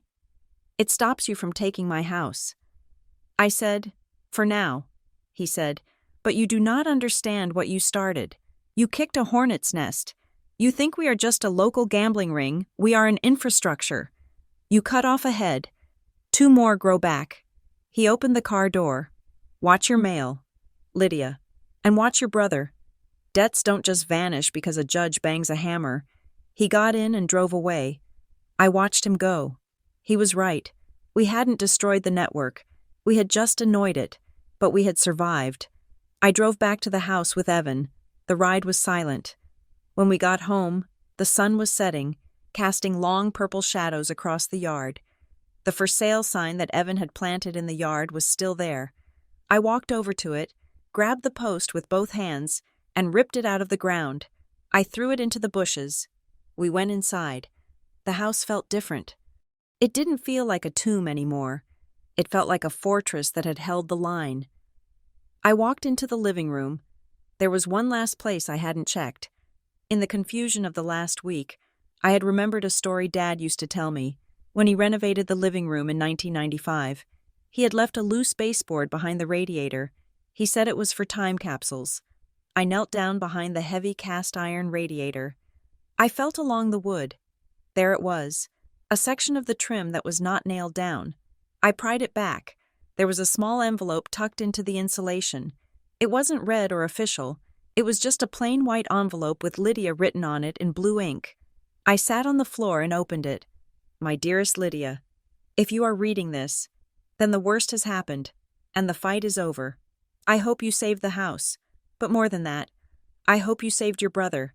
I know you are angry at him. You have every right to be. He is weak, and he made terrible choices. But I need you to understand why I left the house to you in the trust. It wasn't because you are the smart one, and it wasn't because you are the good one. I chose you because you are the only one strong enough to hold the truth without letting it turn you cruel. This world is hard. Lydia. Men like Caro. They eat people who are soft. Evan is soft. He breaks. But you bend, and then you snap back. You have a spine of steel, just like your mother. Don't let this fight make you bitter. Don't let it destroy your love for your brother. He is going to need you. Be the rock. But don't let him drown you. Protect the home. But remember, it is just wood and brick. The family is the blood inside. I am proud of you. Always. Dad." I sat there for a long time, the letter in my lap, tears finally streaming down my face. I had been so focused on the war on the evidence, the lawyers, the strategy that I hadn't let myself feel the loss. He was gone. The man who wrote this, the man who built this house, was gone, and he had left me with a job, not just to save the building, but to save the family, truth without cruelty. I wiped my face and walked into the kitchen. Evan was sitting at the table. He had his head in his hands. He looked up when I entered. "Is it over?" he asked. "The legal part is—" I said, "I put the letter down on the table. Read this later." I said, I sat across from him. "We need to talk about what happens now." "Evan, I know," he said. "I will pack. I will go. I won't be a burden." "No." I said, "You are not leaving." He looked at me, confused. "But the will, you own it. I have nothing.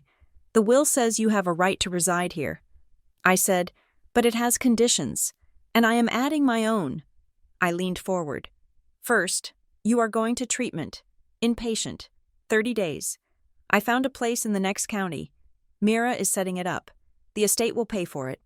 Evan nodded, swallowing hard. "Okay, I will go." "Second," I said, "you are signing a document acknowledging the debt you caused the estate. We are going to garnish your wages when you get a job. You are going to pay back every cent of the legal fees and the money Dad lost. It might take you 10 years, but you are going to pay it. I understand, he said. That is fair. And third, I said, no more secrets. If you get a parking ticket, you tell me. If you buy a lottery ticket, you are out on the street. I will be the trustee. Evan, I will hold the deed. I will handle the money. You get an allowance until I decide you are stable. It was harsh. It was parenting my older brother, but it was the only way. Evan looked at me. For the first time in weeks, his eyes were clear. Thank you, Lydia, he said. You didn't have to do this. You could have let me rot. I know, I said, but Dad didn't want you to rot, and neither do I. I stood up and went to the kettle. I filled it with water and set it on the stove. The blue flame flickered to life. We sat there in the quiet kitchen as the water began to boil.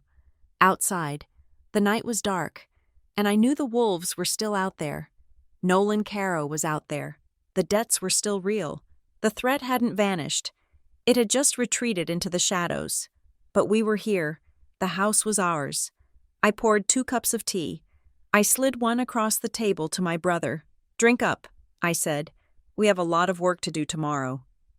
Evan took the cup. He blew on the steam. I'm ready, he said. And for the first time, I believed him. Thank you so much for listening to At My Dad's Funeral. My brother announced he'd sell our family home to pay his gambling debts. This was a story about betrayal, justice, and the complicated bonds of family. I hope you enjoyed the journey with Lydia and Evan. I would love to hear your thoughts on the ending. Do you think Lydia made the right choice in forgiving Evan? And what do you think will happen with Nolan Caro? Please let me know in the comments where you are listening from. I love seeing how far these stories travel. If you enjoyed this, please subscribe to Revenge Stories for more realistic, emotional dramas. Until next time.